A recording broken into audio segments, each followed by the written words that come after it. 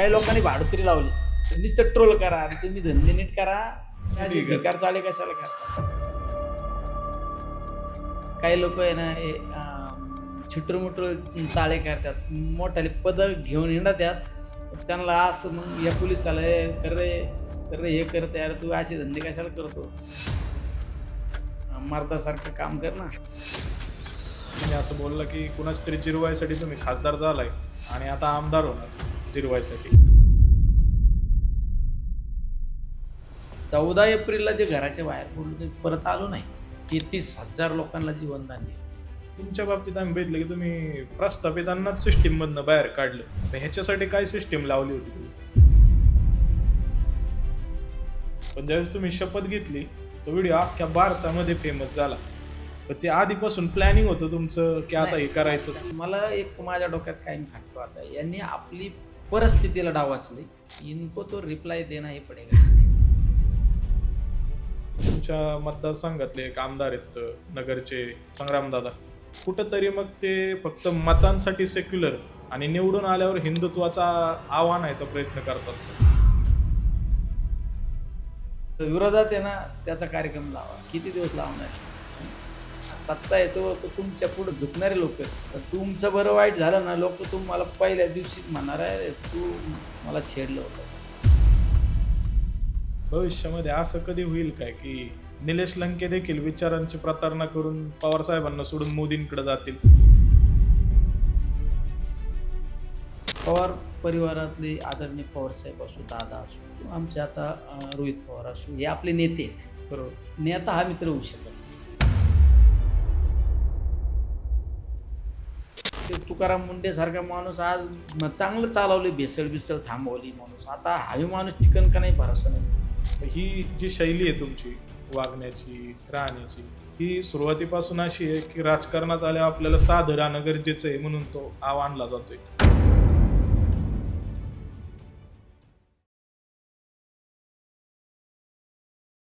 नमस्कार मंडळी, जय शिवराय. मी उत्कर्ष कुदळे घेऊन आलेलो आहे आपल्या महाराष्ट्राचा लाडका पॉडकास्ट चॅनल गप्पा कट्टावरती एक नवीन एपिसोड. आजच्या पॉडकास्टमध्ये आपण राजकारणापलीकडच्या एका व्यक्तिमत्वासोबत चर्चा केलेली. चर्चा नाही, गप्पाच मारल्यात या कट्ट्यावर.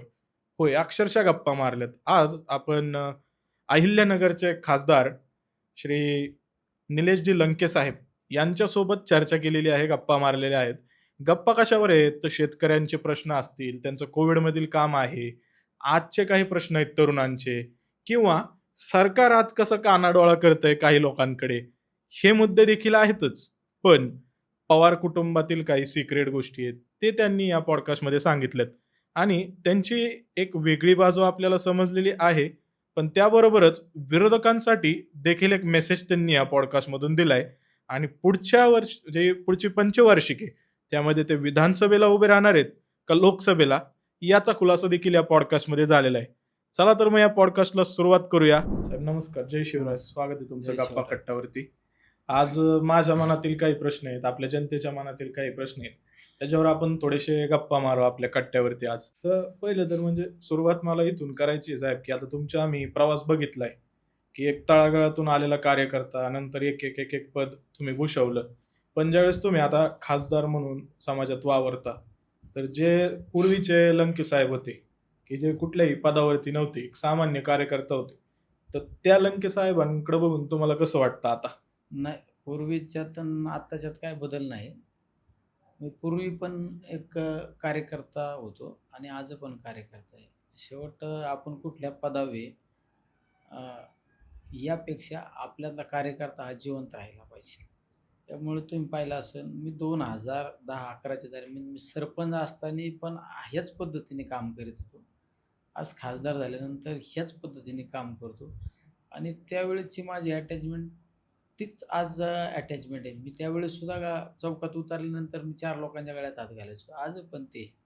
त्यावेळेससुद्धा मला कुठला प्रोटोकॉल नव्हता. आजसुद्धा मी कुठला प्रोटोकॉल पाळीत नाही. याचा अर्थ माझ्यातला कार्यकर्ता हा जिवंत ठेवला. त्यामुळं त्यावेळेस मी जसं होतो आज पण तसाच.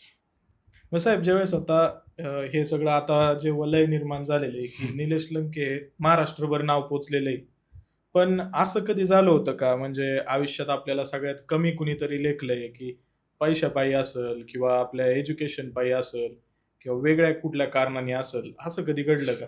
नाही, शेवट तुम्ही पाहिलं असेल अशा गोष्टी बऱ्याच वेळा प्रत्येक माणसाला ज्यावेळेस समाजामध्ये आपण काम करतो ना, त्यावेळेस अशा गोष्टींना आपल्याला सामोरं जावंच लागतं. म्हणजे मी ते एक उदाहरण सांगतो. मी 2002-3च्या दरम्यान ज्यावेळेस आमच्या सुपा भागामध्ये एम-आय-डी-सी आली हं, हं, हं. आणि त्या एम-आय-डी-सीमध्ये माझं आय-टी-आय झालेलं होतं. आय-टी-आय झाल्यानंतर मी फिटर ट्रेड झाला माझा हां, हां, आणि हां. कंपनीत कामाला जाण्यासाठी मी 2-3 वेळा इंटरव्ह्यू केली. पण मला इंटरव्ह्यूत काही पास केलं नाही. त्यावेळेस मला एक जणांनी सल्ला दिला, की तिथं स्थानिक आमदारांची आणि अजून काही लोकांची नावं घेतली. त्यांची चिठ्ठी घेऊन आल्यानंतर काम होतं. हं, हं, हं. पण मी बऱ्याच पुढाऱ्यांना भेटलो आणि मला सांगितलं, की मला ते एखादी चिठ्ठी घेऊन द्या एखाद्या नेत्याची. हं, पण हं, मला हं. काही कोणी चिठ्ठी घेऊन नाही दिली. मग शेवट मी रागावले की माझे ते कागदपत्र उचलले आणि नगरला कायनेटिक कंपनीत कामाला गेलो. अशा गोष्टी होत असतात. बऱ्याच वेळा राजकारणात पण आपण मान-अपमान या गोष्टीपेक्षा काम करीत राहायचं आणि कामाला महत्त्व द्यायचं. आम्ही तर कायम सांगतो, करत राहायचं. शेवट तुम्ही यशाच्या पाठीमागं पळण्यापेक्षा तुम्ही कामाला महत्त्व द्या. यश तुमच्या पाठीमागे पळत राहतं. नक्कीच. तुम्ही ज्यावेळेस विचार मांडताय, तर ती तळमळ आणि ती जी मनापासून येणारी भावना आहे, ती दिसून येतीये त्यामध्ये. आम्ही अजून एक वेगळ्या प्रकारचे लंके साहेब देखील पाहिले, ज्यावेळेस स्वर्गीय अजितदादांचं निधन झालं. त्यावेळेस एक वेगळे लंके साहेब दिसले. पण त्यावेळेस एक वेगळी दबक्या आवाजात चर्चा अशी देखील होती, की ते कुठेतरी लंके साहेब जे रडतेत किंवा जे बाईट देतेत मीडियासमोर, हे कुठेतरी खोटं आहे. कारण ज्यावेळेस दादा होते, त्यावेळेस तुम्ही त्यांचं ऐकलं नाही. तुम्ही दुसऱ्या पक्षात जाऊन उभा राहिला. मग हे विरोधाभास होता का खरंच प्रेम आहे तुमचं नाही, दादांवर? कोणाला काय वाटायचं ते वाटू द्यायचं. शेवटी दादाची आणि माझी काय अटॅचमेंट होती, हे दुनियाला माहीत होती. माझ्या आजही पण कार्यालयामध्ये अजितदादा, साहेब आणि ताई माझ्या ऑफिसचा प्रोटोकॉल होता. राजकारणामध्ये अनेक घडामोडी झाल्या, पण माझ्या ऑफिसमध्ये तिन्ही फोटो हलले नाही. कारण हे तिन्ही लोकं माझ्या राजकीय जीवनात एक महत्त्वाच्या भूमिका बजावलेली होती. त्यामुळं तुम्ही कुठलं काही करा. तुम्हाला ज्या लोकांना तुमच्याबद्दल द्वेषाची भावना असते ना, ते बोलतच असतात. त्यामुळं माझी आणि दादांची अटॅचमेंट काय होती, आपुलकी काय होती, हे दादांना आणि मलाच माहीत होतं. पण ज्यावेळेस पहिल्यांदा ती बातमी कानावर आली तुमच्या, की असं-असं घडलेलं आहे. तर पहिले ते 10 मिनिटं कसे होते म्हणजे तुमच्यासाठी? नाही, मला तर मी ज्यावेळेस दिल्लीच्या एअरपोर्टला उतरलो. उतरल्या मला एका फोन आला एक जणाचा, असं-असं झालं. तर मी म्हणलं हे काहीतरी चुकीचं सांगतोय. मला परत दुसरा काही मिनिटातच, सेकंदात परत एक फोन आला. त्यावेळेस निश्चित मी एअरपोर्टवरून ज्यावेळेस मी बाहेर पडलो, तर कसा बाहेर पडलो, काय पडलो मलाच ते सांगता आलं नाही. म्हणजे हे ज्या माणसांबरोबर आम्ही 5 वर्ष सलग आम्ही त्यांच्या खांद्याला खांदा लावून काम केलं आणि दादांचे प्रेम, आपुलकी दुनियाला माहीत होतं. तुम्ही पाहिलं असेल कुठली पण मुलाखत असते, तर त्या मुलाखतीत दादा माझं नाव घ्यायचे. बरोबर. हे होतं आणि आम्हाला दादांनी चांगल्या पद्धतीने ताकद दिली. आमच्यासारखे लोकं जे होते राजकारणात, कुठला राजकीय वारसा नसणाऱ्या अशा कार्यकर्त्यांबद्दल दादाला एक कायम आपुलकी असायची. नक्कीच आणि ते त्यांच्या बोलण्यातनं दिसून यायचं तुमच्याबद्दल बोलताना. ते देखील भावूक असायचे. ते हां. एकदम प्रेमाने तुम्हाला जवळ घेऊन बोलायचे पब्लिकली सुद्धा. मग ज्यावेळेस तुम्ही आता दोन्ही पवारांसोबत काम केले, दादांसोबत केले, मोठ्या साहेबांसोबत अजून देखील आहात, खंबीरपणे उभा असता कायम. मग दोन्ही पवार साहेबांसोबत म्हणजे अजितदादा आणि शरद पवार साहेबांसोबत काम करताना असं तुम्हाला वेगळं काही शिकायला मिळालं? भूमिका क्लिअर ठेवायची. तुम्हाला एक सांगू का, राजकारणात तुम्ही कुठल्या नेत्याबरोबर राहा, तर कोणाबरोबर राहू नका. पण तुमची प्रत्येकाशी डोळ्यात डोळे घालून बोलण्याची ताकद पाहिजे. याचा अर्थ तुम्ही त्या नेत्यांशी प्रामाणिक राहिले पाहिजे आणि त्या नेत्याला असा अंधारात ठेवून काही गोष्टी करायच्या नाही. हं. दादांबरोबर आम्ही ज्यावेळेस राहिलो, दादांइतका कामाचा झपाटा असणारा नेता मी माझ्या राजकीय जीवनामध्ये मी पाहिला नाही.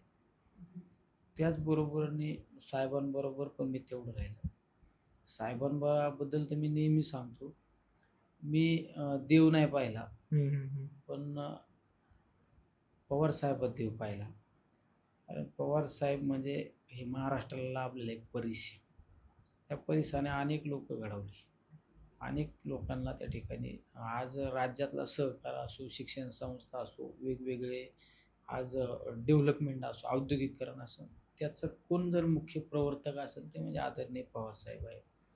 त्यामुळं ह्या गोष्टी आम्ही जवळून पाहिलेल्या आहेत. त्यामुळे पवारसाहेबसुद्धा खऱ्या अर्थाने सर्वसामान्य कुटुंबातल्या लोकांना राजकीय ताकद देऊन त्यांना वेगवेगळ्या पदावर बसवण्याचं काम पवारसाहेबांनी केलेले आहे अनेक लोकांना. म्हणजे महाराष्ट्राने पाहिलं असं आर. राबांसारखा माणूस उपमुख्यमंत्री केला. अशा अनेक लोकांना साहेबांनी ताकद दिली. बरोबर. एक महाराष्ट्राचं सह्याद्री जे आपण म्हणतो आज, त्यांच्यामुळे आपली ओळख नाही, आहे. महाराष्ट्राचा सह्याद्रीची ओळख नुसती महाराष्ट्रात नाही, ती देशामध्ये. आज दिल्लीमध्ये जो आदरणीय पवार साहेबांचा दबदबा आहे, ते कोणाचाच नाही. आज महाराष्ट्रातल्या कुठल्याही माणसाला कुठल्या ठिकाणी जर अडचण आली तर आदरणीय पवार साहेबांचं नाव घेतल्यानंतर ती अडचण सुटते. नक्कीच. आणि दिल्लीत मला वाटतंय हा एकमेव मराठी माणूस असेल की त्याच्या शब्दावर काम होतं म्हणजे होतंच. दिल्लीला झुकवणारा मराठी माणूस जर कोण असेल ते म्हणजे आदरणीय पवार साहेब आहेत. बरोबर. मग साहेब, ज्यावेळेस आपलं पवार पूर्ण कुटुंबासोबत इतकं चांगलं घनिष्ठ नातं आहे, बऱ्याचदा तुम्हाला त्यांच्यासोबत प्रवास करायचा योग येतो आणि वेगवेगळे त्यावेळेस गमतीशीर किस्से घडत असतील. तर साहेबांसोबत ज्यावेळेस तुम्ही प्रवास करता, मग तो प्लेनने असेल किंवा हेलिकॉप्टरमधून असेल, काही एखादा किस्सा आहे का ज्यामध्ये तुम्हाला वाटलं की याला ही गोष्ट आपण शिकली पाहिजे या माणसाकडनं? नाही, पवार साहेबांकडून शिकण्यासारख्या अनेक गोष्टी. म्हणजे मी तर माझ्या आयुष्यात सांगतो, मी पहिल्या वेळेस जर हेलिकॉप्टरमध्ये बसलो असेल, ते म्हणजे पवार साहेबांमुळे बसलो. मी पहिल्या वेळेस चार्टर फ्लाईटमध्ये बसलो असेल, तर पवार साहेबांमुळे बसलो. अशा अनेक गोष्टी म्हणजे माझ्यासाठी अविस्मरणीय. पवार साहेबांकडून एक गोष्ट मी नेहमी सांगत असतो. पवारसाहेब तुम्ही पाहिलं असेल महाराष्ट्रात ज्यावेळेस फिरतात ना, जास्त पवारसाहेब आज पण या वयामध्ये बायकार फिरतात. बरोबर.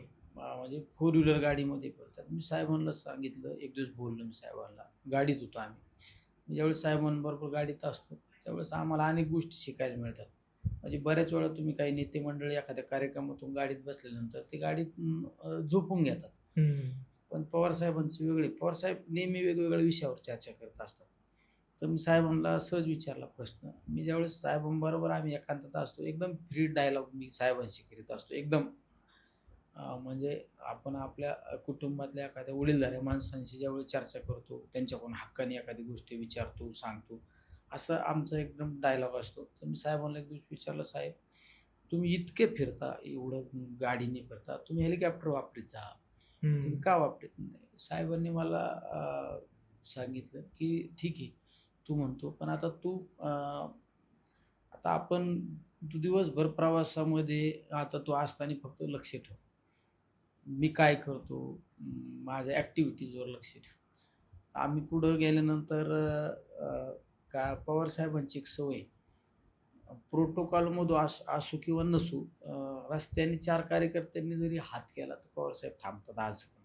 म्हणजे साहेबांनी नजर मारली तर ड्रायव्हरला सांगते प्रोटोकॉलची पुढली गाडी कधी-कधी निघून जाते पण साहेब थांबतात. असं एक ठिकाणी 4-10 कार्यकर्ते थांबले होते. साहेबांनी गाडी थांबवली. साहेबांचा त्यांनी सत्कार केला. साहेबांनी उतरल्या त्यांना विचारलं, "अरे पाऊस झाला का? किती पाणी आहे? शेतात काय पिकलंय? मार्केटला काय बाजार मिळाला?" ही साहेबांनी सगळी चौकशी केली. तर माझं लक्ष होतं, अरे साहेबांनी विचारपूस केली. आम्ही पुढं गाडी गेल्यानंतर परत एक ठिकाणी काही कार्यकर्ते थांबले होते. त्या भागात औद्योगिकीकरण होतं, एम-आय-डी-सी. तर साहेबांनी सांगितलं, विचारल्यानंतर साहेबांनी विचारलं, "अरे इथं एम-आय-डी-सीमध्ये किती कंपन्या आहेत? काय परिस्थिती आहे? स्थानिक काय अडचणी त्या कंपन्यांना?" असे सगळे औद्योगिकीकरणाबाबत साहेबांनी माहिती घेतली. आणि मला विचारलं, "तुझ्या काय लक्षात आलं?" म्हणलं, "काही नाही साहेब, तुम्ही पहिल्या स्टॉपला आपण थांबलो. तर तिथं लोकांना विचारलं, शेतात काय आहे? पाणी काय आहे? पीक काय आहे? त्याला मार्केट काय मिळालं?" पुढं आल्यानंतर तुम्ही एम-आय-डी-सी बाबत माहिती विचारली. इथं किती कारखाने आले? काय परिस्थिती आहे? कामगार किती आहे? कुठले कंपन्या आल्यात? ह्याबाबत तुम्ही विचारलं म्हणलं. साहेबांनी मला सांगितलं, मी माझ्या राजकीय जीवनामध्ये महाराष्ट्रामध्ये अनेक बदल घडवण्यासाठी मी प्रयत्न केले. काही बदल घडले, काही बदल घडवणं अपेक्षित आहे. आणि यामध्ये जर मी हेलिकॉप्टरने फिरलो, तर मला मी ज्यावेळेस फिरतो त्या भागात कुठला पाण्याची परिस्थिती काय आहे, शेतीमालाची काय परिस्थिती, मार्केटला बाजार आहे का नाही, ह्या सगळ्या गोष्टींची मला माहिती करणार नाही. जर मी गाडीमध्ये फिरल्यानंतर काय बदल घडला आहे, अजून काय अपेक्षित आहे, ह्या सगळ्या गोष्टी आपल्याला अभ्यास करणं, अभ्यास होतो आणि त्यामध्ये आपण आपल्याला अजून काही प्रोग्रेस करता येतो का याचा विचार करतो. त्यामुळं मी गाडीने फिरतो. म्हणजे सगळ्यात शिकण्यासारखं उदाहरण आहे. हे सगळ्यांसाठी माझं तर म्हणणं आहे, राजकारणात तुम्ही व्यासपीठावर पोपटपंची करण्यापेक्षा आहे ना, तुम्ही ग्रासरूटला फिरलं पाहिजे आणि ग्रासरूटला फिरणारा कोण नेता असेल ते महाराष्ट्रामध्ये ते आदरणीय पवारसाहेब ह्या वयामध्ये फिरतात.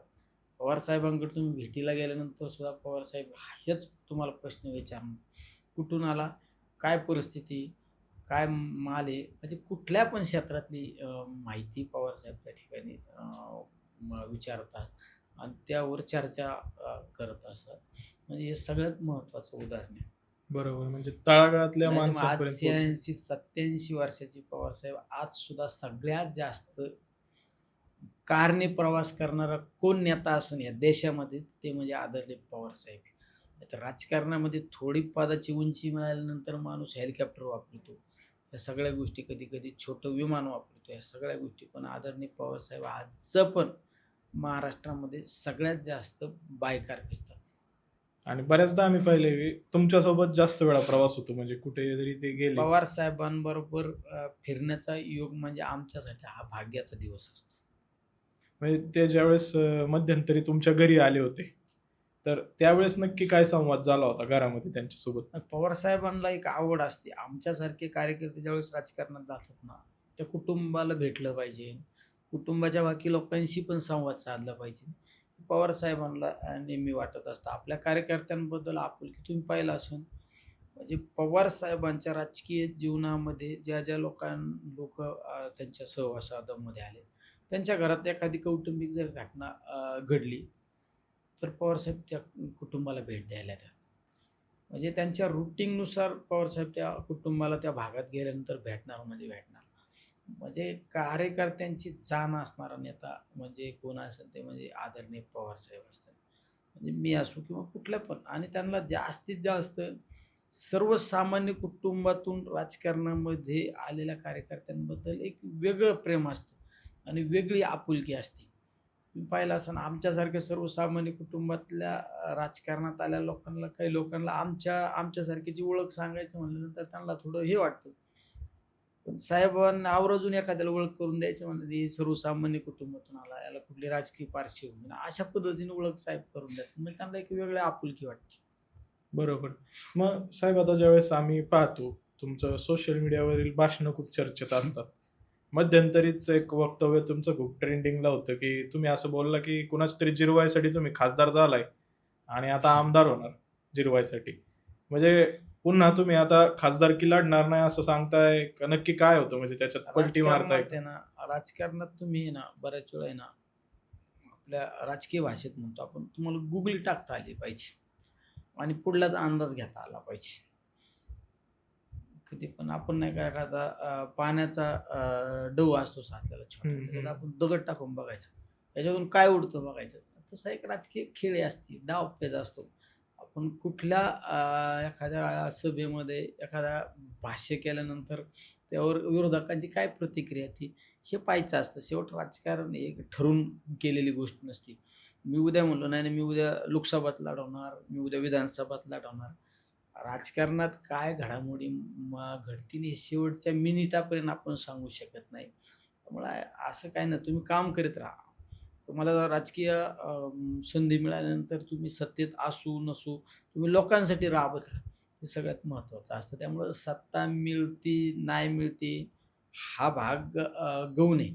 त्यापेक्षा काम केलाच पाहिजे.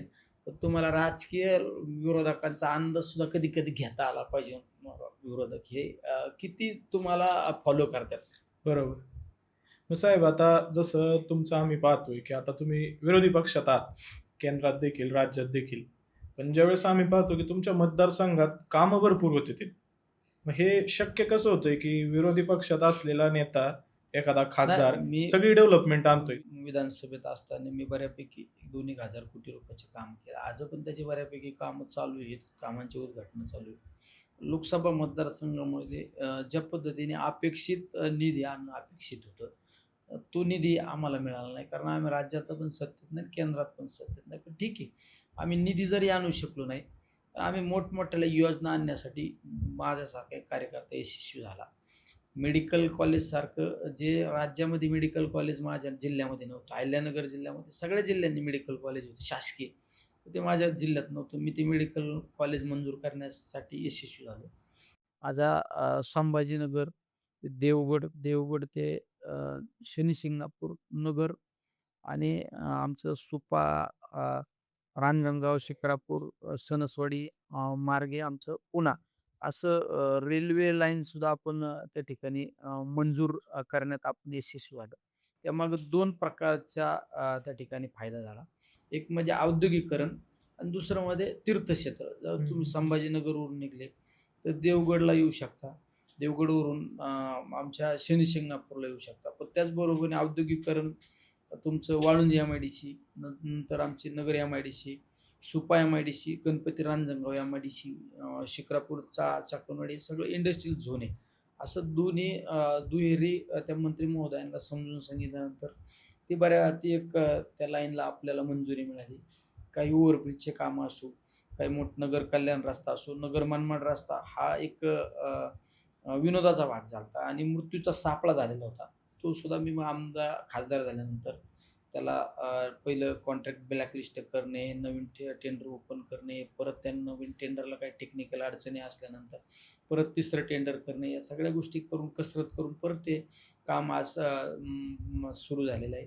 मी काल परवा त्या कामावर व्हिजिट केली तर 40-45% काम झालेलं आहे. आमच्या नगर जामखेड रस्ता तर एकदम समाधानकारक नगर जामखेड रस्ता झाला. अशी काही मोठाले कामं आम्ही करण्यासाठी यशस्वी झालो.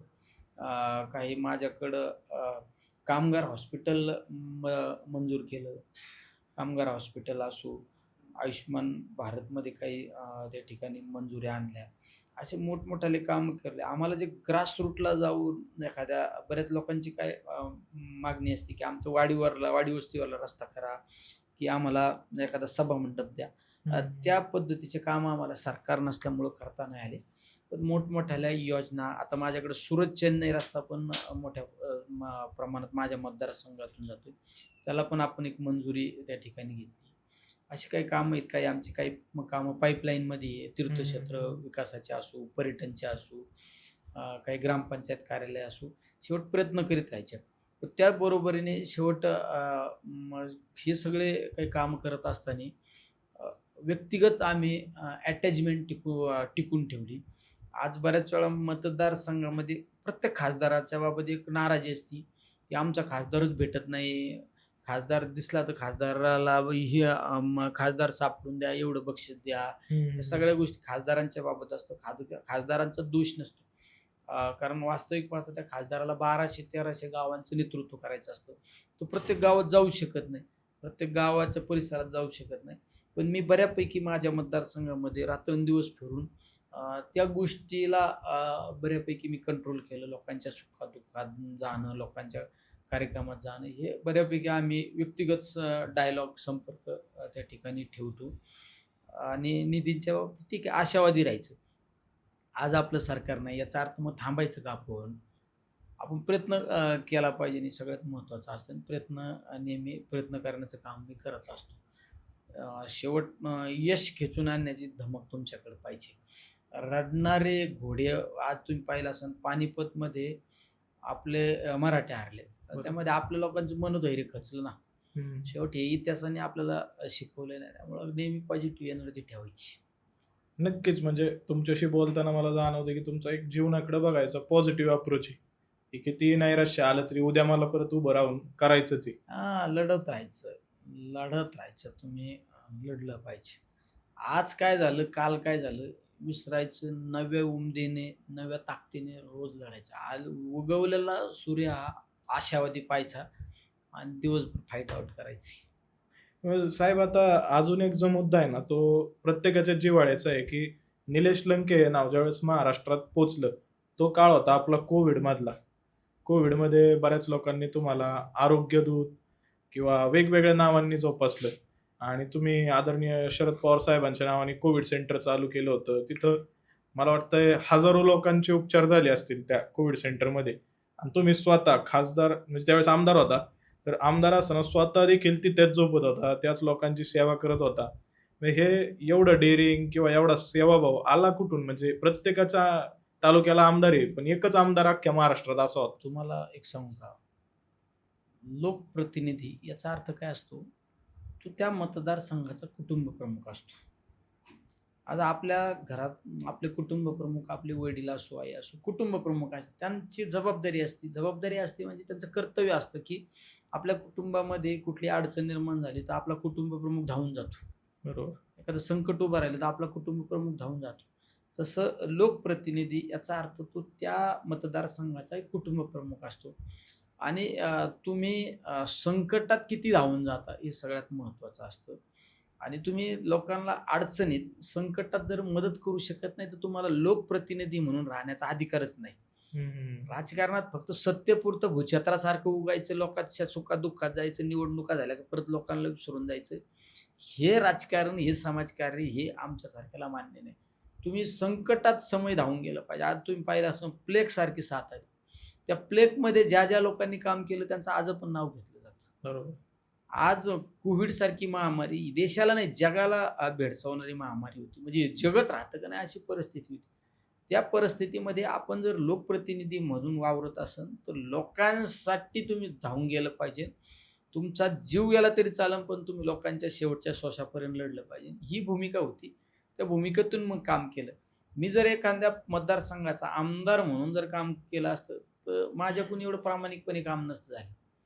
पण माझ्या नजरेत ही भावना होती की या ठिकाणी आलेला रुग्ण हा दुसरा तिसरा कोणी नाही, हा माझ्याच कुटुंबातला माझा भाऊ आहे, माझा परिवारातला आहे, माझे वडील आहे, माझी आई, ही माझी बहीण आहे, ही माझी भगिनी.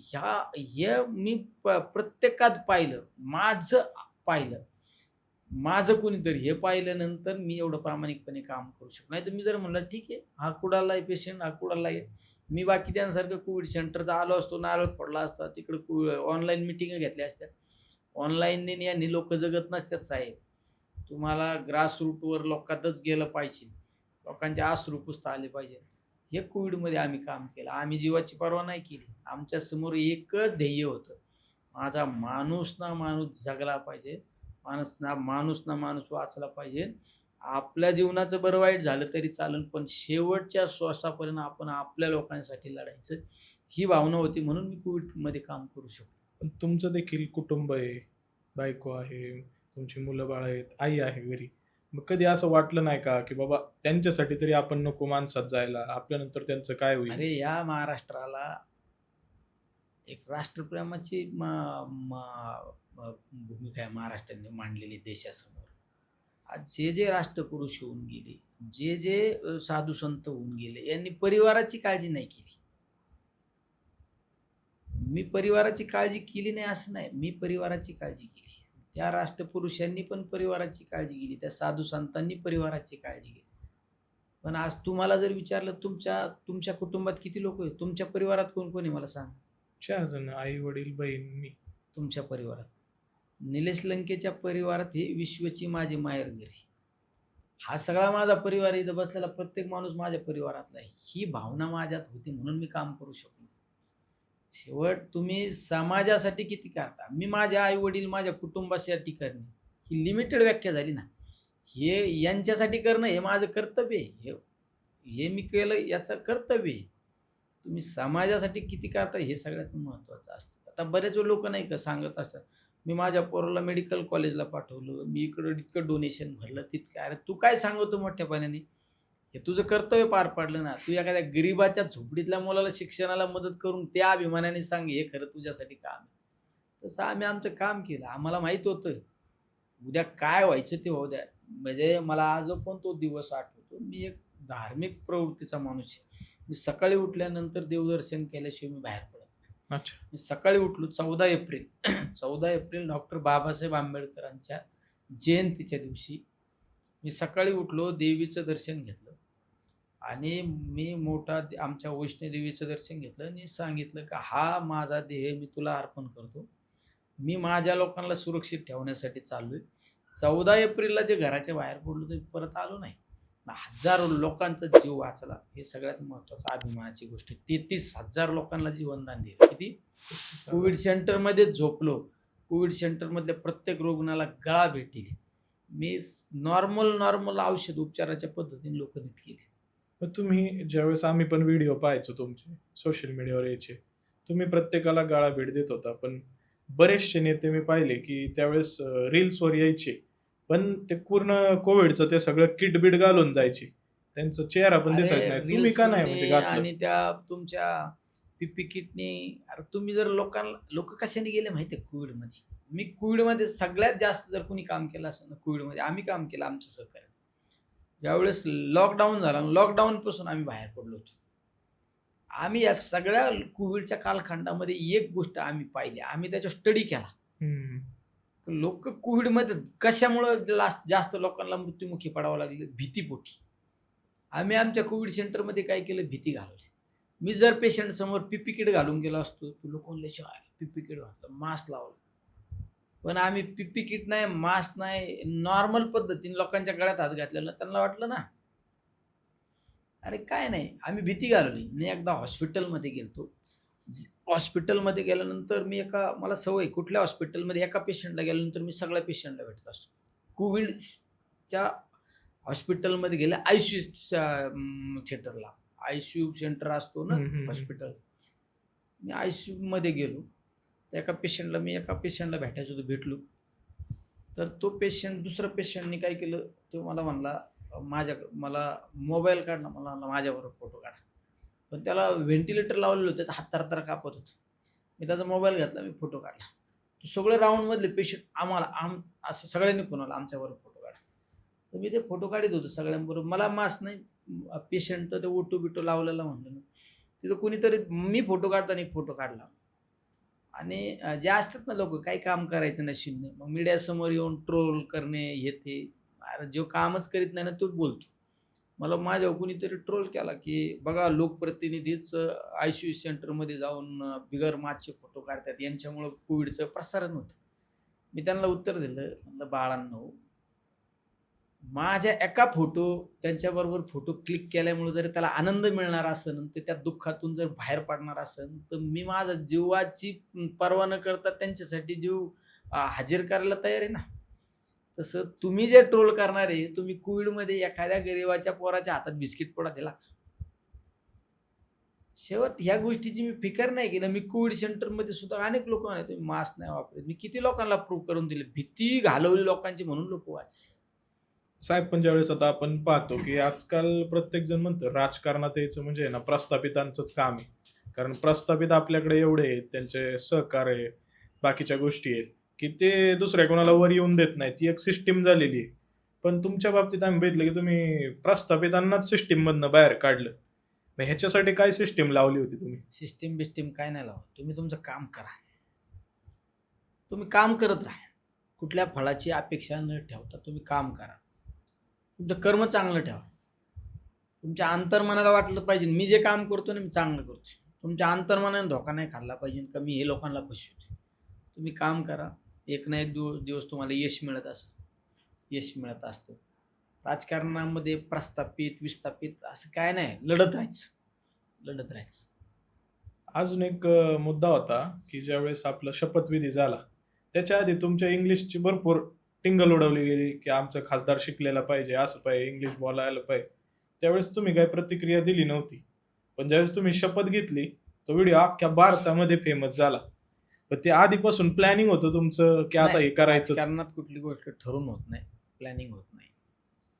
लोकसभेच्या निवडणुकीला ज्यावेळेस मी उभा राहिलो त्यावेळेस माझ्या विरोधकांनी टीका केली का संसदेत जायचं म्हणल्यानंतर तुम्हाला इंग्लिश बोलणं आलं पाहिजे, तुमचं इंग्लिशवर प्रभुत्व पाहिजे. आता ठीक आहे, इंग्लिशवर प्रभुत्व असणं, इंग्लिश बोलणं हे जनरली इंग्लिश मिडियमचे जे विद्यार्थी असतात ना त्यांचं प्रभुत्व असतं. बरोबर, त्यांचं असतं. ठीक आहे, आम्ही सर्वसामान्य कुटुंबातून जन्माला आलो ना. आम्ही जिल्हा परिषद शाळेत शिक्षण घेणारे माणसं. आम्हाला आमच्याकडे जर आर्थिक सुबकता असती, स्रोत असतात, तर आमच्या आई-बापांनी आम्हाला इंग्लिश मीडियमला पाठवलं असतं ना. बरोबर.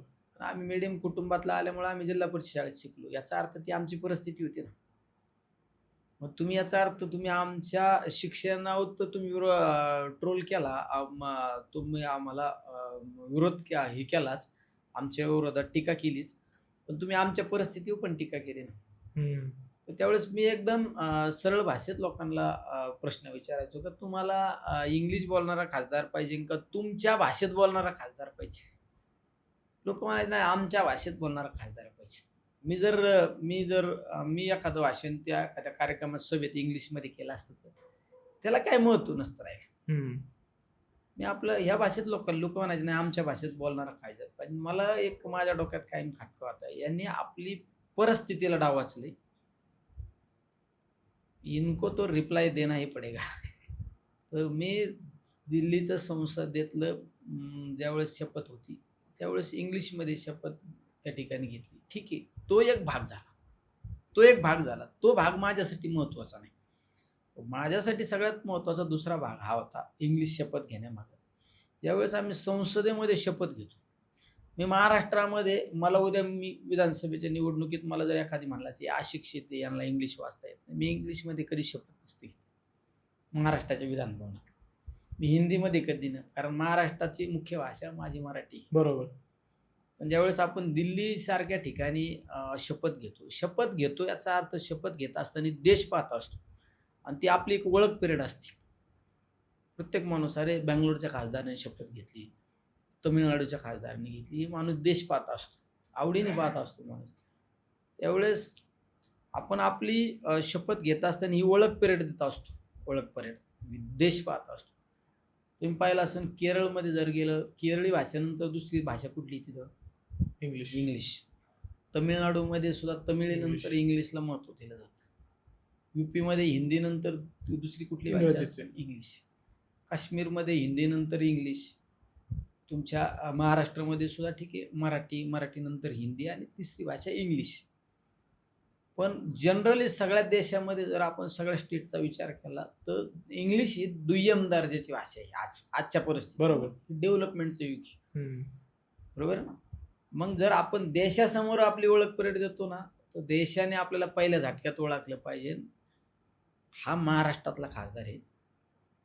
तर ही याची ओळख आहे, म्हणून मी इंग्लिशमध्ये शपथ दिली. हे कुणी मला डावचलं, कुणी मला काउंटर केलं, याला काय माझ्यासाठी महत्त्व नाही. माझ्यासाठी मी संसदेत आल्यानंतर देशातील प्रत्येक नागरिकांनी आपल्याला ओळखलं पाहिजे. आपण त्या ठिकाणी ओळख पिरियड दिली, म्हणून इंग्लिश शपथ घेतली. बऱ्याचदा असंही म्हणलं जातं, की तुम्ही जी पण निवडणूक लढवता, तुम्ही जायंट किलर म्हणूनच बाहेर येता तिथनं. साध्या मोहिमा तुम्ही हातातच घेत नाही. आणि ज्यावेळेस ही झाली आपली लोकसभेची निवडणूक झाली, शपथ झाली, तर त्याच्याकडे प्रत्येकाने वेगवेगळ्या दृष्टीने पाहिलं. आता मी जसं सामान्य घरातून येतो, आम्ही पाहतो की गावाकडच्या पोरांना आम्ही जसं पुण्यामध्ये शिकायला आलो, थोडं वेगळ्या नजरेने बघते. ज्यावेळेस आपले इंग्लिश उच्चार तसे नसतात इथल्या शहरी मुलांसारखे.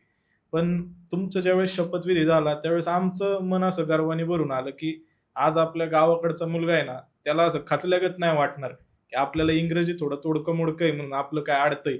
जर आमचा माणूस खासदार होऊन तिथं जाऊन इंग्रजीत शपथ घेतोय आणि सगळ्यांना दाखवतोय, की गावाकडचा माणूस सगळं करू शकतो, तर आम्ही बी कमी नाही, आम्ही बी सगळं करू शकतोय. तर तो कुठेतरी आत्मविश्वास लोकांमध्ये जागा झाला.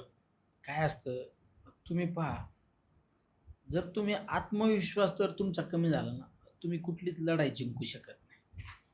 कुठल्याच गोष्टीवर तुम्ही विजय प्राप्त करू शकत नाही. तुमच्याकडे ना कायम आहे ना कॉन्फिडन्स पाहिजे, आत्मविश्वास पाहिजे. आज मी मगाशी तुम्हाला पानिपतचं उदाहरण दिलं. पानिपतमध्ये आपल्या मराठ्यांचा आत्मविश्वास कमी पडला ना, म्हणून बरोबर. आपण हारलो. छत्रपती शिवरायांनी हिंदवी स्वराज्य उभं केलं. किती रायरेश्वराच्या मंदिरात ज्यावेळी शपथ घेतली, मुठभर मावळ्यांबरोबर रायरेश्वरावर शपथ घेतली, हिंदवी स्वराज्याची शपथ घेतली आणि ती सत्यात उतरवणे. कारण आपल्या छत्रपती शिवरायांकडे एकच गोष्ट होती, ती म्हणजे आत्मविश्वास. आत्मविश्वासाच्या बळावर छत्रपती शिवरायांनी हिंदवी स्वराज्य उभा केलं. तो आत्मविश्वास तुमच्याकडे पाहिजे. तुम्हाला राजकारणामध्ये, समाजकार्यामध्ये जर यशस्वी व्हायचं असेल ना, तर शिवचरित्र वाचा, शिवचरित्र आत्मसात करा, तुम्हाला यश मिळाल्याशिवाय राहणार नाही. नक्कीच. तुमचं छत्रपती शिवाजी महाराजांबद्दलचं प्रेम ज्यावेळेस तुम्ही व्यक्त होताय ते दिसतंय आणि मला वाचण्यामध्ये पण आलं आणि सोशल मीडियात देखील मला दिसलं, की एक उपक्रम तुम्ही सुरू केलेला आहे. महाराजांना तुम्ही आयडॉल समजता त्यानंतर, की आपला मावळा असं नाव आहे. माझं बरोबर असेल, चुकीचं असेल तर सांगा. तर ते आपला मावळा ह्याच्यामध्ये नक्की काय केलं जातं थोडं सांगा? सगळ्यात महत्त्वाचं, महाराष्ट्रामध्ये किंवा देशामध्ये कुठलाही राजकीय कार्यक्रम असू, सामाजिक कार्यक्रम असू, धार्मिक कार्यक्रम असू, की तुमचा शुभ कार्य असू, त्यामध्ये छत्रपती शिवरायांचं नाव घेतलं जातं. महाराजांचं नाव घेतो आपण, पण महाराजांच्यासाठी काहीतरी केलं पाहिजे. हं. महाराजांसाठी काहीतरी केलं पाहिजे म्हणजे काय? महाराजांनी जे गडकोट किल्ले उभे केले, या गडकोट किल्ले हे फक्त प्रेक्षणीय स्थळं नाहीत. बरोबर. हे तुमच्या आमच्या सर्वांसाठी एक प्रेरणास्रोत आहे, ऊर्जा स्रोत आहे. आपली अस्मिता आहे. आणि ती तुमची आमची सर्वांची अस्मिता आहे. ती टिकली पाहिजे. म्हणजे मी तर काय म्हणतो, चंद्र सूर्य आहे तोपर्यंत छत्रपती शिवरायांचे विचार राहिले पाहिजे. आणि ज्या दिवशी तुम्ही छत्रपती शिवरायांच्या विचारांचा विसर पडेल, त्यावेळेस या देशामध्ये अराजकता झाल्याशिवाय राहणार नाही. त्यामुळं छत्रपती शिवरायांचे हे गडकोट सुसज्ज अवस्थेमध्ये आपल्या समोर राहिले पाहिजे. त्यासाठी आम्ही एक निर्णय घेतलेला आहे. आम्ही एक आपला मावळा नावाची एक संघटना काढली. आपला मावळा म्हणजे त्याच्यात आपलेपण आहे. आपला मावळा. त्या संघटनेच्या माध्यमातून आम्ही छत्रपती शिवरायांच्या जन्मदिवसाचं औचित्य साधून किल्ले शिवनेरी या ठिकाणावर आम्ही त्या मोहिमेला सुरुवात केली. त्या मोहिमेमध्ये काय, प्रत्येक महिन्याच्या एका रविवारी एका किल्ल्यावर जायचं. अच्छा.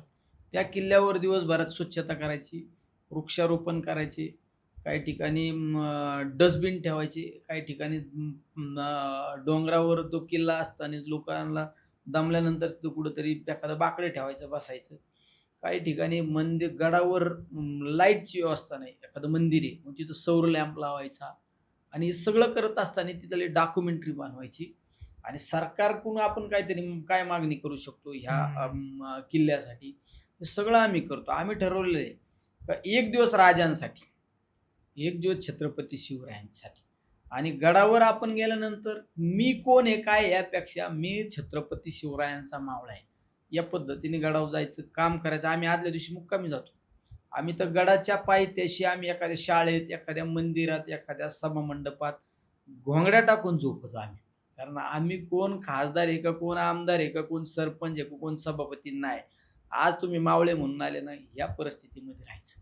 त्यामुळं आम्ही प्रत्येक किल्ल्यावर जातो. आमचे 14 किल्ले झाले. 14 महिने रेग्युलर मोहीम मधल्या 1 मेला महाराष्ट्र दिनाच्या औचित्य साधून आम्ही स्वराज्याच्या 3 राजधान्या होत्या. त्यामध्ये राजगड, रायगड आणि तिसरी राजधानी होती ती माहीतच नाही बऱ्याच लोकांना, ती म्हणजे तमिळनाडूची जिंजी. आम्ही जिंजीला आम्ही 1 मेला महाराष्ट्र दिनाच्या दिवशी मोहीम केली. तिथं महाराष्ट्र गीतानी कार्यक्रम सुरुवात झाली. पोवाड्याचा कार्यक्रम केला आम्ही. आपली मल्लविद्या, मल्लखांब त्या ठिकाणी घेतला. या कार्यक्रमाने आम्ही त्या मोहीम त्या ठिकाणी केली, स्वच्छतेची मोहीम केली. हे आमचं रेग्युलर आहे. शेवट तुम्ही महाराजांसाठी काहीतरी केलं पाहिजे. आम्ही त्या गडावर येत असताना 2-3 हजार लोक मोहिमेमध्ये सहभागी होतात. तुम्ही दिवसभर येता, बरोबर. गडावरलं स्वच्छतेचं काम करता, संवर्धनाचं काम करता. पण सगळ्यात महत्त्वाचं, तुम्ही घरी जाताना एक अनमोल अशी देण घेऊन जाता, ती म्हणजे महाराजांचे विचार घरापर्यंत जातात. त्यामुळं महाराजांचे विचार घराघरापर्यंत पोचले पाहिजेत. ही यामागे सगळ्यात महत्त्वाची भूमिका आहे. मग साहेब आता हे सगळं करताय तुम्ही. खूप सुंदर योजना आहे, खूप चांगली आयडिया आहे. पण आता माझ्यासारखे तरुणाला जर ह्याच्यासोबत जोडायचं आहे, जसं आम्ही पाहतो की आता आम्ही सोशल मीडियावर बऱ्याचशा गोष्टी, ॲक्टिव्हिटी करायला ट्राय करतो. तर आम्हाला देखील आता सोशल मीडियातल्या लोकांना देखील तुमच्यासोबत जोडायचं असेल या योजनेमध्ये, तर काय करावं लागेल त्यासाठी असं? आम्ही एक लिंक ऑनलाईन एक लिंक फॉरवर्ड करतो. आपला मावळा नावाची एक लिंक फॉरवर्ड करतो. असा किल्ला आहे. त्यामध्ये सहभाग नोंदवण्यासाठी त्या लिंकमध्ये तुम्ही लिंक ओपन केल्यानंतर तुम्ही त्यामध्ये सहभाग नोंदवू शकता. हे सगळं लिंक असते. अच्छा. त्यामध्ये नक्कीच. मला आवडेल पुढच्या वेळेस जी असेल मोहीम आलं पाहिजे. तुम्ही आज तुम्ही या. आलं पाहिजे. नाहीतर नुसतं आपण आपल्या घरात छत्रपती शिवरायांचा फोटो लावतो. अरे फोटो लावा ना, पण महाराजांसाठी काहीतरी करा. आज माझ्यासारखा लोकप्रतिनिधी मी सांगू शकतो, टीका-टिप्पणी करू शकतो. राज्य सरकारने हे केलं पाहिजे आणि केंद्र सरकार, अरे ठीक आहे, राज्य सरकारने कमी पडलं, केंद्र सरकार कमी पडलं. तू काहीतरी कृतीत आण ना. आम्ही बरोबर. सांगतो, आम्ही लय मोठा काम नाही करू शकत, पण आम्ही एक ठिणगी म्हणून काम करतो. ठिणगी पेटल्याशिवाय वनवा पेटणार नाही ना. खरंय. मी तर मध्ये संसदेच्या अधिवेशनामध्ये प्रश्न उपस्थित केलता. पंतप्रधानांना सुद्धा मी एक पत्र दिलं मोदी साहेबांना, की पत्र काय दिलं, जे आज राज्यात म्हणतो आपण राज्याचं मंत्रिमंडळ आहे, केंद्राचं मंत्रिमंडळ आहे. जगाच्या मंत्रिमंडळाचे खरे कोण संस्थापक असतील ते म्हणजे आदरणीय छत्रपती शिवराय. तुमचं आमचं दैवत छत्रपती शिवराय. हो. पहिलं अष्टप्रधान मंडळ कोणी स्थापन केलं? महाराजांनी. महाराजांनी केलं. आज आपण म्हणतो हे मुख्यमंत्री, हे गृहमंत्री, हे संरक्षण मंत्री, आपण म्हणतो हे प्रधानमंत्री, हे संरक्षण मंत्री, हे जे आपण म्हणतो ना, हे आरोग्यमंत्री, याचे मुख्य संस्थापक कोण आहे? महाराज. छत्रपती शिवराय. मग त्या छत्रपती शिवरायांचं पहिलं अष्टप्रधान मंडळ कुठं होतं? रायगडावर होतं. मी संसदेमध्ये मागणी केली, एक दिवसाची कॅबिनेटची बैठक रायगडावर घ्या. वा. एक दिवसाची कॅबिनेटची बैठक तर रायगडावर घ्या, ही मी मागणी केली ती संसदेमध्ये, आणि घेतली पाहिजे ना. घेतलीच खरे पाहिजे. खुरे या सगळ्या गोष्टीचे प्रमुख म्हणून छत्रपती शिवराय आहेत. नक्कीच. आज छत्रपती शिवरायांच्या विचारावर चालतं ना सगळं. बरोबर. पण ज्यावेळेस आता आपण महाराजांच्या विषयी बोलतोय, महाराजांचे विचार आपल्यासाठी किती महत्वाचे आहेत आणि ते आचरणात आणले पाहिजे असं देखील आपण बोलतोय. पण ज्यावेळेस तुम्ही आजची परिस्थिती बघता या सरकारमध्ये, तर आज आपल्या आया बहिणी सुद्धा सुरक्षित नाहीये. छोट्या छोट्या चिमुरड्या मुलींवरती अत्याचार होतोय आणि त्या नराधमांना शिक्षा देखील होत नाहीये. हीच गोष्ट जर महाराजांच्या काळात घडली तर चौरंगासारखी शिक्षा होती जी त्वरित दिली जायची. मग ज्यावेळेस हेच राजकारणी महाराजांचं नाव घेऊन येतात, ज्यावेळेस शिवजयंतीला येतात किंवा भाषणांमध्ये नावं घेतात, यांना लाज नाही वाटली पाहिजे का मग? त्याचमुळं आम्ही सांगतो का महाराजांचे विचार हे अखंडपणे राहिले पाहिजे. महाराजांचं प्रशासन चाललं पाहिजे. महाराज ज्या पद्धतीने राज्यकारभार करीत होते, त्या पद्धतीने राजकीय नेते मंडळींनी राज्यकारभार केला पाहिजे. आपला एखादा सहकारी जरी चुकला तरी त्याला सजा देण्याची ताकद माझ्या राजांमध्ये होती. आज पाहिलं असन, आज सरकारमध्ये म्हणजे एखादा, आज तर अशी भूमिका आहे, आज एखादा गुन्हेगार असताना उद्या त्यांच्याकडे आला का तू 1 मिनिटात साधू संत होतो. Washing असं machine. काय वॉशिंग मशीन, तर लोक सांगतात वॉशिंग मशीन, ते चुकीचं आहे. हा माझा असला तरी तू चुकीचा असला तर चुकीची म्हणायची धाडस पाहिजे तुमच्यामध्ये. ती परिस्थिती राहिली नाही. त्यामुळं आज छत्रपती शिवरायांचं विचाराचं राज्य आलं पाहिजे. नक्कीच. आणि महाराजांचा असा विचार होता की शेतकऱ्याच्या बांधावरील छत्रपती देठाला शिवराय लागला म्हणजे पाहिजे धक्का. शेतकऱ्यांचा हिताचा विचार करणारा राजा, सर्वसामान्यांचा हिताचा विचार करणारा राजा. म्हणजे मी कायम सांगतो, अखंड हिंदुस्थानात एकमेव राजा होऊन गेला, ते म्हणजे छत्रपती शिवराय. 18 पगड जाती धर्मातील लोकांना बरोबर घेऊन चालणारे राजे छत्रपती शिवराय होते. आज त्या राजांच्या विचाराचा विसर पडला ना. आज तुम्ही पाहिलं असेल, जातीमध्ये संघर्ष निर्माण केलाय. समाजामध्ये संघर्ष निर्माण करण्याचा प्रयत्न मुद्दा म्हणून राजकीय नेते मंडळी त्या ठिकाणी करतात. किती दुही निर्माण झाली. आज गावागावात, खेड्यापाड्यात पर्यंत पार लोन पोचलं याचं. हिंदू मुस्लिम असो, वेगवेगळ्या समाजामध्ये तेढ निर्माण केलं. हे कुठंतरी छत्रपती शिवरायांच्या विचारांचा विसर पडला. बरोबर. आता तुम्ही महत्वाचा मुद्दा उपस्थित केलेला आहे. तुम्ही देखील हिंदू आहात, मी देखील हिंदू आहे जन्माने. आपण असं पाहतोय की तुमच्या मतदारसंघातले एक आमदार आहेत नगरचे, संग्रामदादा. त्यांचं निवडून येताना ते सेक्युलर पक्षातनं निवडून आले, ज्यांची विचारसरणी सेक्युलर आहे. आणि आता कुठंतरी आम्ही पाहतोय की ते हिंदू विराट मोर्चा करतात. एका विशिष्ट समाजाला पॉइंट आउट करून कायम बोललं जातंय नगरमधील किंवा महाराष्ट्राभर फिरून त्यांच्याकडून. तर कुठंतरी मग ते फक्त मतांसाठी सेक्युलर आणि निवडून आल्यावर हिंदुत्वाचा आव्हानाचा प्रयत्न करतात का? शेवट ज्याचा त्याचा राजकारणामध्ये असो, समाजकारणामध्ये असो, ज्याला ज्याचं त्याचं व्यक्तिगत मत मांडण्याचा, व्यक्तिगत विचार मांडण्याचा अधिकार त्या ठिकाणी दिलेला आहे. त्यामुळं कोण काय करतं यापेक्षा आपल्याला काय करायचं हे आपण ठरवलं पाहिजे. बरोबर. अजून एक गोष्ट तुमच्या मतदारसंघात सध्या खूप चर्चेत होती. विधान परिषदेच्या निवडणुकीच्या आधी ती म्हणजे पोटनिवडणूक. ज्यावेळेस आम्ही पाहिलं की राहुरीमध्ये प्राजक्तादादांनी माघार घेतली आणि विखे पाटील त्यावेळेस चर्चेमध्ये होते. त्यांनी ती मीटिंग वगैरे सगळं झालं आणि आत्ता ज्यावेळेस ते भाजपमध्ये प्रवेश घेतला त्यांनी. प्रवेश घेतला की दुसऱ्या दिवशी तिकीट त्यांना अनाउन्स झालं. 4 दिवसाच्या आत ते आमदार झाले. तर त्यांनी ती देखील गोष्ट भाषणामध्ये बोलली. तर कुठेतरी त्यांच्याकडं बघितल्यानंतर तुम्हाला असं नाही वाटत का, की त्यांच्या मामाचे जे विचार आहेत, टप्प्यात आणून कार्यक्रम करायचे किंवा आपले पुरोगामी विचार, ह्याचाच त्यांनी कुठेतरी कार्यक्रम केलाय? शेवट राजकारणामध्ये त्यांना काय वाटतं, कशामुळे या घडामोडी झाल्या, शेवट त्यांना त्या सगळ्या गोष्टीची त्यांना जाणीव असणार आहे. त्यांना ती माहिती असणार आहे.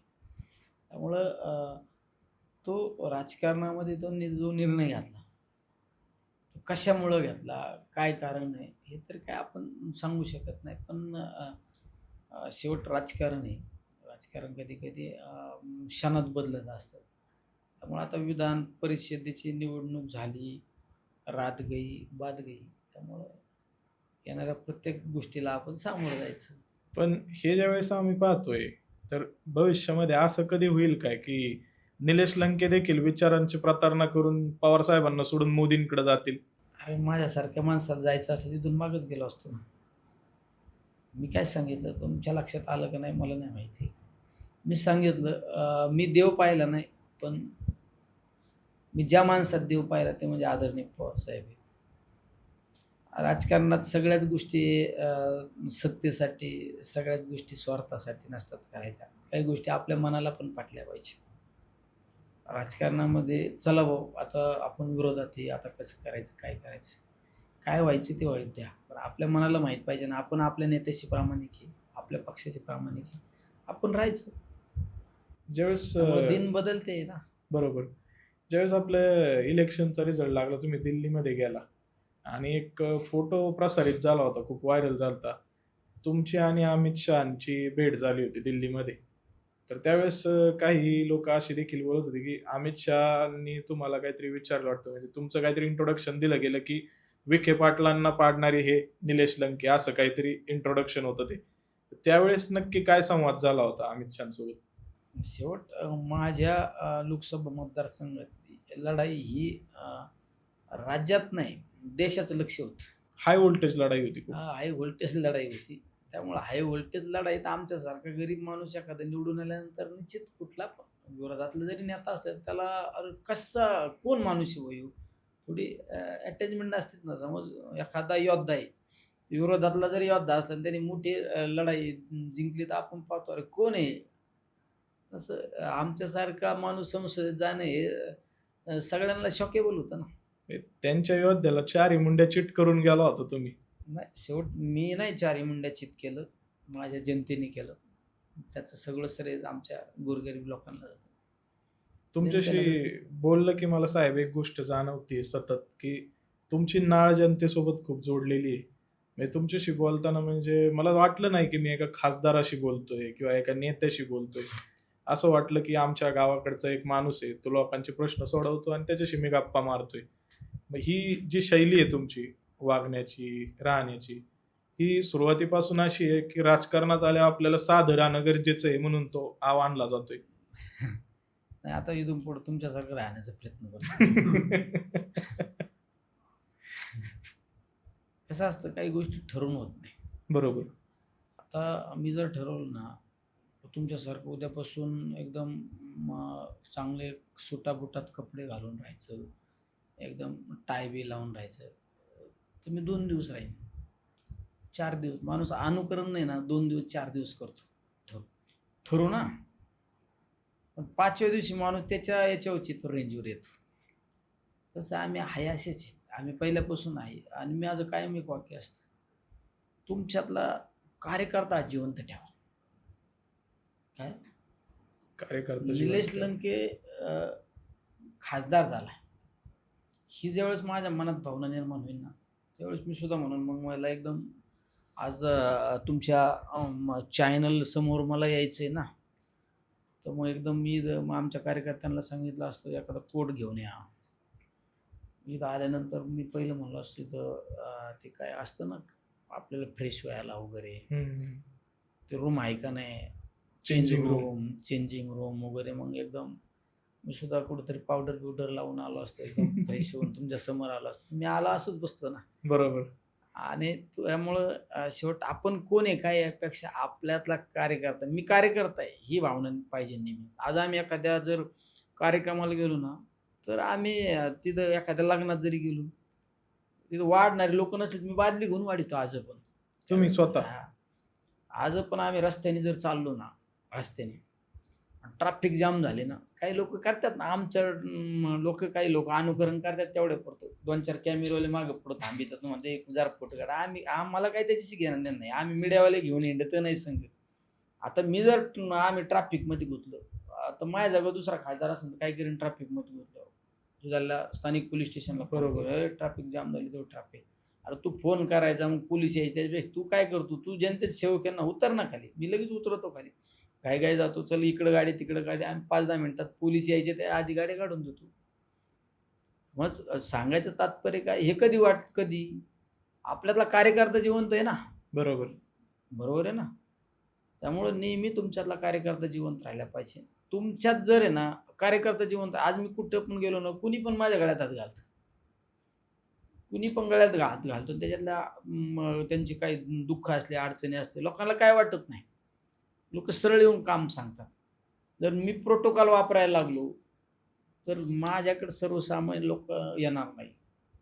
सर्वसामान्य लोकांना वाटणार आहे आपल्यातला माणूस होता पण आता मोठा झालाय. त्यामुळं तुम्हाला सर्वसामान्य म्हणण्यापेक्षा तुमच्यातला कार्यकर्ता जिवंत राहिला तर या सगळ्या गोष्टी. नाहीतर राजकारणात इतकं राजकारण कार्यकर्त्यांना इतकं हवेत घेऊन जातं ना. काल एखादं जर सरपंच झालं ना, ते दुसऱ्या दिवशी हातात ब्रेसलेट, गळ्यात 2-4 सोन्याच्या चैनी, हातात आयफोन. काल परवापर्यंत गुराकडे जातो बिचारा, पण लगेच आज सरपंच झालं, हॅलो बोला, हां ओके थँक्यू. यार तू काय करतो आता, हे विसरू नको ना. तसं आमच्यातला कार्यकर्ता जिवंत राहिलेला आहे.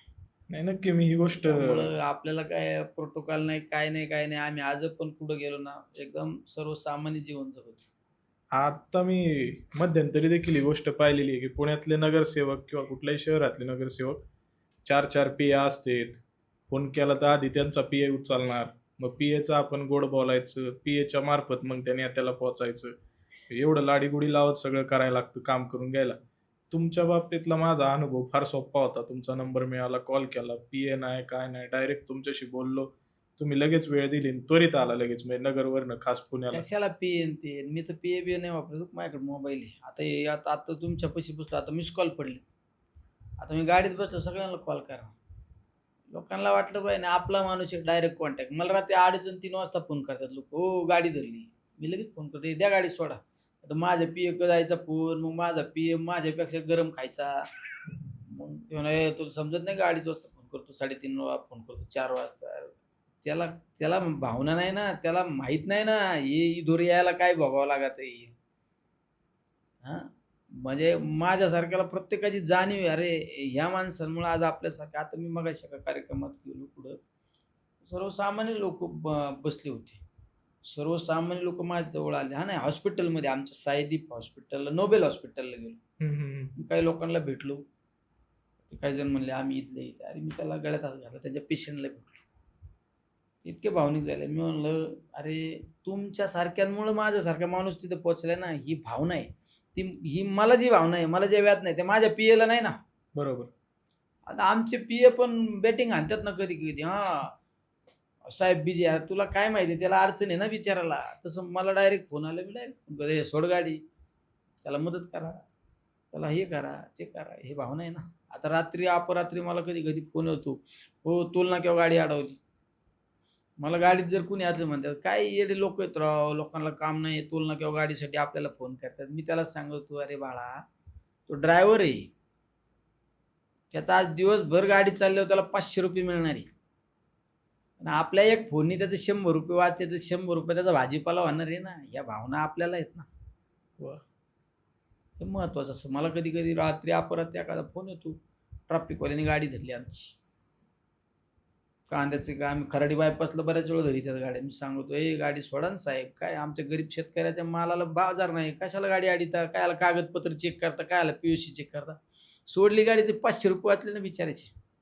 ते ₹500 उद्या जर त्याचा दंड झाला, तर ते ₹500 जर दंड झाला, ते घरी काय काय घेऊन जायचं त्यांनी? एवढा साधेपणा म्हणजे पहिल्यापासून तुमच्यामध्ये आहे. अरे मग काय बदलतो का काय? काय खासदार झाल्यावर बदललो काय मी? अरे खासदार झाल्यावर उलट मी याच्यात यायला पाहिजे होतं. एकदम टाय बूट-बीट घालून यायला पाहिजे होतं तुझ्याकडे. आता पुढल्या वेळेस आले होतो बुटं-बिटं घेतो कुठूनतरी. नाही, पुढल्या वेळेस मीच येतो आता तुमच्याकडे मतदारसंघातच दौरा करतो. मग मला तरी समजेल की हा माणूस स्टुडिओत आल्यावर साधा आहे का मतदारसंघात तसा आहे. तू सकाळ-सकाळ एक दिवशी ये. चालतं, एक नवीन व्हिडिओच करू आपण. एक दिवस लंके साहेबांसोबत. हां, तू एक दिवस हिंड फक्त माझ्याबरोबर. सांगून हिंडू नको. मग तुला निलेश लंके खरा कळणार नाही. आता मी पण म्हणाली माझ्या मागे कॅमेरा घेऊन हिंडतो. मी पण एकदम टाईट फिट आहे. काय का ना आपलं असंच. तुमचा एक डायलॉग आहे, म्हणजे कायम आम्ही ऐकतो की आमची यंत्रणा रात्रीची काम करते. म्हणजे ती यंत्रणा नक्की काय आहे रात्रीची काम? यंत्रणा आपली कंटिन्यू लोकात काम करायचं. तुला एक सांगू का रे? एखाद्या कार्यकर्त्याला दिवसभरात अडचण आली. समज उद्या तुला एखाद्या ठिकाणी हॉस्पिटलची मदत लागली. बरोबर. निलेश लंकेला फोन केला, नाही उचलला. यांना फोन करू शकतो, त्यांना फोन करू शकतो, कोणाला पण फोन करू शकतो.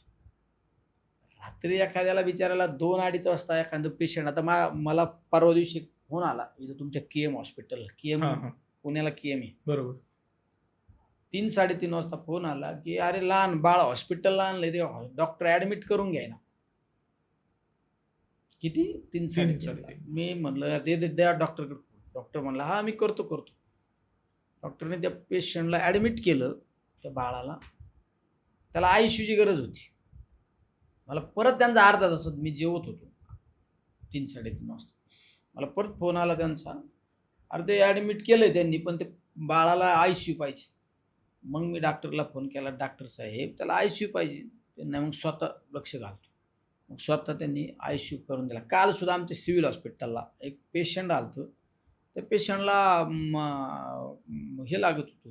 हां, त्यांनी औषध घेतलं होतं. त्या पेशंटला व्हेंटिलेटर लागत होतं आणि व्हेंटिलेटर यांनी जनरलला ॲडमिट केलं सिव्हिल हॉस्पिटलला. मी फोन उचलला, मी म्हणलं अरे त्या काहीतरी ॲडजस्ट करा ना, मरण ना ते पेशंट. मग त्यांनी ॲडजस्टमेंट केली आणि त्याला आयसीयूमध्ये ॲडमिट केलं. म्हणजे सांगायचं तात्पर्य काय, तुम्हाला दिवसात आहे ना कुणी पण मदत करू शकतो.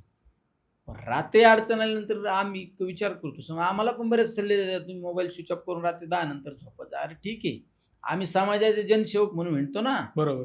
आमचं समाजासेवक प्रामाणिकपणे काम करणं आमचं काम आहे.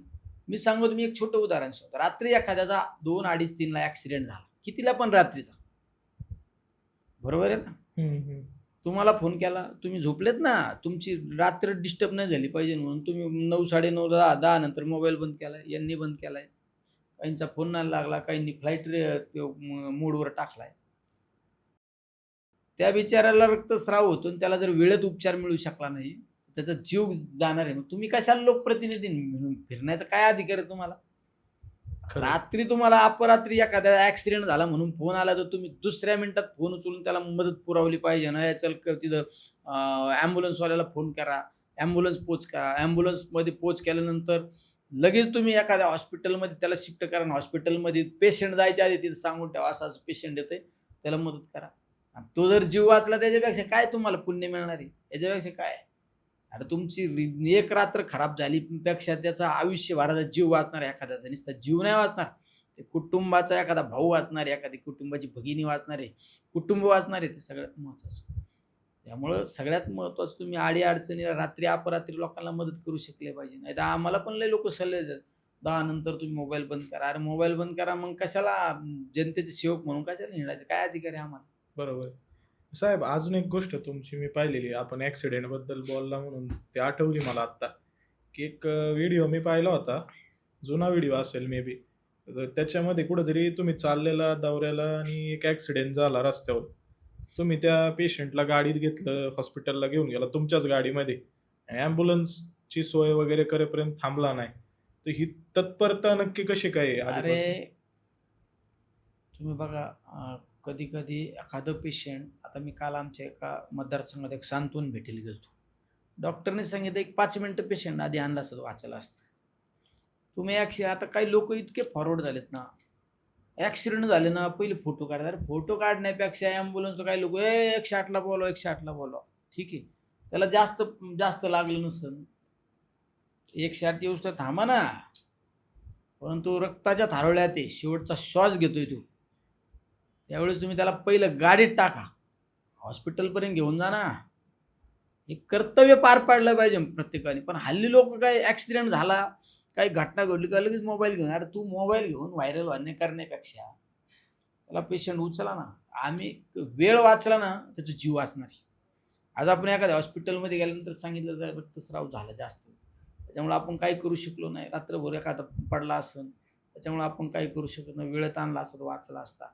मग वेळेत तुम्ही जर तुमच्या नजरेसमोर झालं ना, उचला ना त्याला, घेऊन जा ना. काय फरक पडतो? गाडीत रक्तच पडेल ना, धुवून काढ ना दुसऱ्या दिवशी. पण अरे ते वाचला तर तुला परमेश्वर भेटल्यासारखं पुण्य मिळणार आहे. हे लोकांना कळत नाही ना.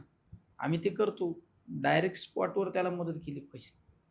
काय का लोक आज तिथून सकाळी माझ्याकडे आमच्याकडे काही पेशंट, काही कुठल्यातरी एक आजाराचे पेशंट आले. काल पण आलं आणि आज पण आलं, म्हणजे रिपीट आलं. काहीतरी 7,500-8 हजाराचं इंजेक्शन लागतं. त्याच्यानंतर एक पेशंट आलं माझ्याकडं, का माझ्या भावाला कॅन्सर डिटेक्ट झालाय. त्याला 43,000चे औषध लागतं. आता ते एका मुलीचे वडील माझ्याकडे आले. त्या मुलीला काहीतरी वय वर्ष 9 असण्यापासून तिला इंजेक्शन चालू आहे. आता ती मुलीचं काहीतरी 15 वय आहे. त्या मुलीला काहीतरी 7,000-7,500 हजाराचे इंजेक्शन लागतात. आता ते माझ्याकडे या अपेक्षेने आले, कुठल्या शासकीय याच्यातून मदत मिळेल का, काही करता येतं का? असं शासनाचं असं धोरणच नाही ना, का तुम्हाला 5,000ची गोळ्या औषध द्यायची की इंजेक्शन द्यायची.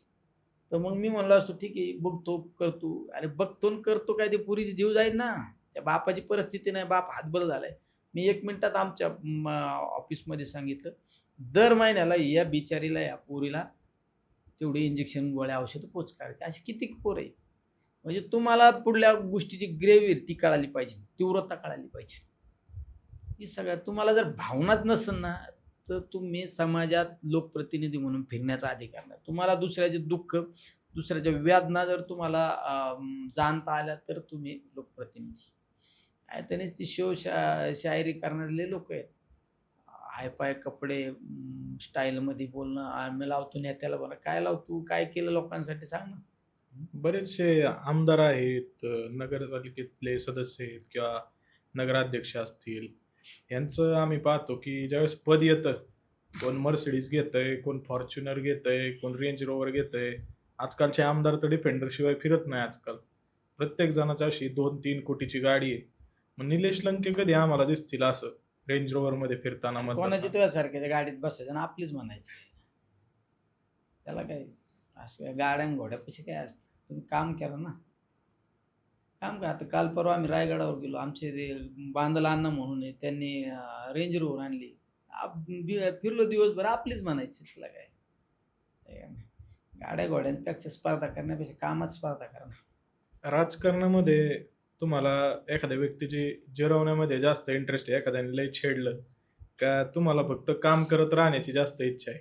जिरवाजिरवीसाठी राजकारण करायचं नाही. ज्याला जिरवाजिरवीसाठी राजकारण करायचं ना, त्याचं क्षणिक असतं. जिरवाजिरवीपेक्षा ना, तुम्हाला राजकारणात संधी मिळाली ना, तुम्ही ते राजकीय ताकद तुम्ही गोरगरिबांसाठी खर्च करा. गोरगरिबांना मदत करा. सर्वसामान्य लोकांना मदत करा. हे कायम सांगतो, सर्वसामान्य लोकांना मदत करा. त्या बिचाऱ्यांचे अश्रू पुसायचे काम करा.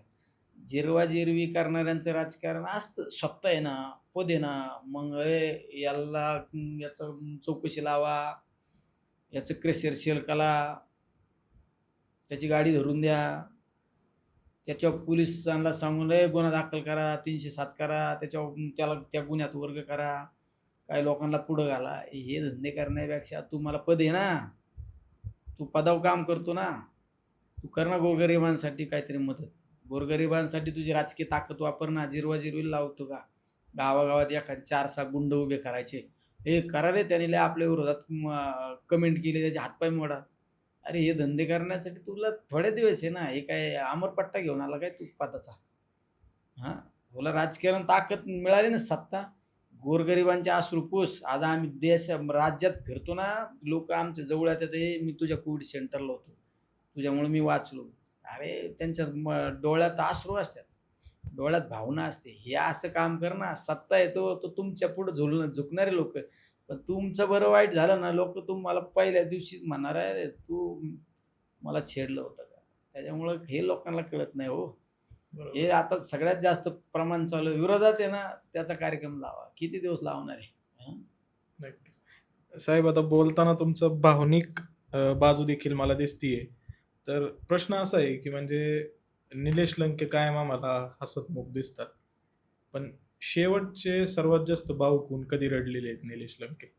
आपण आपल्या व्यक्तिगत जीवनात जगत असताना काही लोकांशी आपली अटॅचमेंट येते ना, आणि आपल्या अशा काही अटॅचमेंट आलेल्या लोकांच्या बाबत काही घटना घडल्या तर आपल्याला साहजिक आहे. आपल्याकडं हे नाही रे, हृदय आहे ना आपल्याला, बरोबर. भावना आहे ना. आपण काय निष्ठुर नाही ना. त्याच्यामुळं मी जेवढा आक्रमक आहे, त्यापेक्षा मी भावनिक पण आहे ना. मला तर कायम मी म्हणतो असतो. माझ्या बाबतीत मी किती पण दुःख झेलू शकतो. माझ्या सहकार्याबाबत जर मला काही घडलं तर मी भावनिक होतो. साहेब, ज्यावेळेस आता तुम्ही भावनिक देखील आहात, तुमचं नातं आहे प्रत्येक सहकार्यासोबत. तर आता तुमच्या मतदारसंघात जर आपण पाहिलं, तुमचे सर्वात जवळचे आमदार कोण आहेत एकदम लाडके? सगळेच जवळचे. एखादा असतो ना, की लय जवळचा असतो आता आपला. नाही ना, सगळेच जवळचे आहे ना. आपल्याला काय आमदार जवळचा असं काही नाही. तू पण जवळचाच आहे. मी तर आमदार नाही अजून. वशीन तर काय नशिबात असलं. आमच्या तुमच्या तोंडात जागेवर साखर पडो. तर एक म्हणजे तुमचे मतदारसंघातलेच विधान परिषदेचे सदस्य आहेत शिंदे. त्यांनी देखील असं बोललं, की तुमचे आणि त्यांचे संबंध आधी चांगले होते, अशा आशयाचं त्यांनी भाष्य केलं एका इंटरव्ह्यूमध्ये. तर म्हणजे कुठेतरी त्यांची पण तुम्हाला इनडायरेक्टली मदत झाली का इलेक्शनला? नाही, मदत-बिदत नाही. ते त्यांच्या पक्षाचे प्रामाणिक आहे. मी माझ्या पक्षाचे प्रामाणिक आहे. माझ्या लोकसभेच्या निवडणूक त्यांनी ते त्यांच्या पक्षाचे प्रामाणिकपणे काम केलं. मी विधानसभेच्या निवडणुकीत मी माझ्या पक्षाचं प्रामाणिक काम केलं. पण शेवट कसं असतं, ते पण एक सर्वसामान्य कुटुंबातून पुढे आलेले आहेत. आम्ही एक सर्वसामान्य कुटुंबातून पुढे आले. त्यामुळं एकमेकाबद्दल सर्वसामान्य कुटुंबातून पुढे आलेल्या लोकांना थोडी एक आत्मीयता असते. विरोधात जरी असलो, आपण मदत करू शकत नाही. पण त्या माणसाबद्दल काही का होईना एका कुठेतरी कोपऱ्यात एक आत्मीयता असते. मग ठीक आहे, लोकसभेच्या निवडणुकीत ते त्यांच्या पक्षाची प्रामाणिकपणे राहिले. मी माझ्या विधानसभेच्या निवडणुकीत माझ्या पक्षाचे नेते, आमचे आदरणीय रोहितदादा पवारांशी आम्ही प्रामाणिकपणे आम्ही त्या मतदारसंघामध्ये राम शिंदेंच्या विरोधात सभा केल्या, भाषणं केली. शेवट पक्षाची राजकारण हा पार्ट आहे. पण दुसरा पार्ट जरी विचार केला तर त्यांना कुठला राजकीय वारसा नसताना त्या आज या पदावर आले. त्याच्यामागे पण संघर्ष आहे ना. आम्ही पण आम्हाला काही नसताना त्यामुळं विनासंग वारसा असणाऱ्या लोकांना एकमेकाबद्दल थोडी नाही काय ते भावना तरी असते. बरोबर. ज्यावेळेस हे सर्व झालं, इलेक्शनचा रिझल्ट आला आपल्या आमदारकीच्या, रोहितदादांचा निकाल लागला. त्यावेळेस एक व्हिडिओ सोशल मीडियात खूप प्रसारित झालेला होता, की शिंदे साहेब होते, फडणवीस साहेब होते आणि अजितदादा होते प्रेस कॉन्फरन्सला. आणि कुणीतरी येऊन म्हणलं, की बाबा रोहितदादांचा निकाल असा निगेटिव्ह लागलाय, म्हणजे पडल्यात जमा झालंय सीट, अशा टाईपचं. तर दादा त्यावेळेस शॉकमध्ये होते. आता तुम्ही त्या पवार कुटुंबासोबत खूप जवळून काम केलेलं आहे, त्यांच्यात राहता. तर दादांचा आणि रोहितदादांचा नक्की संघर्ष होता का खूप प्रेम होतं आधीपासून? नाही, राजकारणात जरी मी एक गोष्ट पाहिली. राजकारणामध्ये राजकीय मतभेद जरूर असतात थोड्या प्रमाणात. पण पवार परिवार हे अखंडित एकत्र आहे. तुम्ही पाहिलं असेल पवार परिवारातलं सुख असो किंवा दुःख असो सगळे एकत्र असतात. हे महत्त्वाचं आहे. हा असा मी परिवार पाहिला. राजकारण ठीक आहे, थोडंफार चालू असतं. 19-20 चालतंय. अजितदादांचा ज्यावेळेस दुर्दैवी मृत्यू झाला त्या ॲक्सिडेंटमध्ये, तर बऱ्याच जणांनी वेगवेगळ्या प्रतिक्रिया दिल्या. त्यावेळेस प्रामुख्याने जे 2 नावं समोर आली, एक अमोल मिटकरी होते आणि एक स्वतः रोहितदादा होते. जे प्रसारमाध्यमांमध्ये आले, त्यांनी गोष्टी व्यक्त केल्या, त्यांनी पुरावे देखील दिले, की कुठेतरी आम्हाला असं वाटतंय, की हा घातपाताचा प्रयत्न आहे. कुठेतरी सत्तेतल्या कोणीतरी ही गोष्ट घडवून आणलेली आहे. मग हे सर्व होत असताना फक्त 2च आमदार लढत आहेत किंवा काहीच नेते त्या बाबतीत बोलत आहेत. मग सरकारमध्ये असलेलं त्यांचं कुटुंब असेल किंवा बाकीचे नेते आहेत, जे त्यांच्या पक्षाला रिप्रेझेंट करतात दिल्लीत वगैरे, हे काय म्हणजे बोलतच नाहीयेत की सीबीआयची चौकशी होऊ द्या. मग हे कुठेतरी त्यांचा देखील हात यामध्ये आहे का? सगळ्यात महत्त्वाचं ह्या दादांच्या घटनेच्या बाबत रोहित पवार हे बऱ्यापैकी मुळाशी गेलेले आहेत. त्यामुळं त्यांनी जी मांडणी केली ना, ही एकदम प्रॉपरली मांडणी केलेली आहे बऱ्यापैकी. त्यामुळं ते जर एखाद्या गोष्टी बोलत असतील, एखादा माणूस योग्य भूमिका मांडत असेल, तर ती खऱ्या अर्थाने त्या भूमिकेचं समर्थन आम्ही केलं पाहिजे. मग आम्ही ज्यावेळी दिल्लीमध्ये सुप्रियाताईंच्या नेतृत्वाखाली आम्ही संसदेमध्ये सुद्धा मांडणी केली. दादांची जी घटना घडली, ते समाजामध्ये नेहमी एक शंका कुशंका, तर्कवितर्क काढला जातो. तर या गोष्टीच्या मुळाशी गेलं जा म्हणून आम्ही पण संसदेत मांडणी केली. अच्छा. आणि ते आता एक रॅपिड फायर राउंड आहे. त्याच्यामध्ये मी तुम्हाला प्रत्येक प्रश्नाला 2 पर्याय देईल. पण कुठल्यातरी एकच पर्याय निवडा. मला पॉलिटिकल आन्सर नका देऊ. दोन्ही गोष्टी निवडायचं. तर पहिला प्रश्न असा आहे, की राजकारणापलीकडची तुमची लाडकी बहीण कोण आहे? सुप्रियाताई सुळे का आदितीताई तटकरे?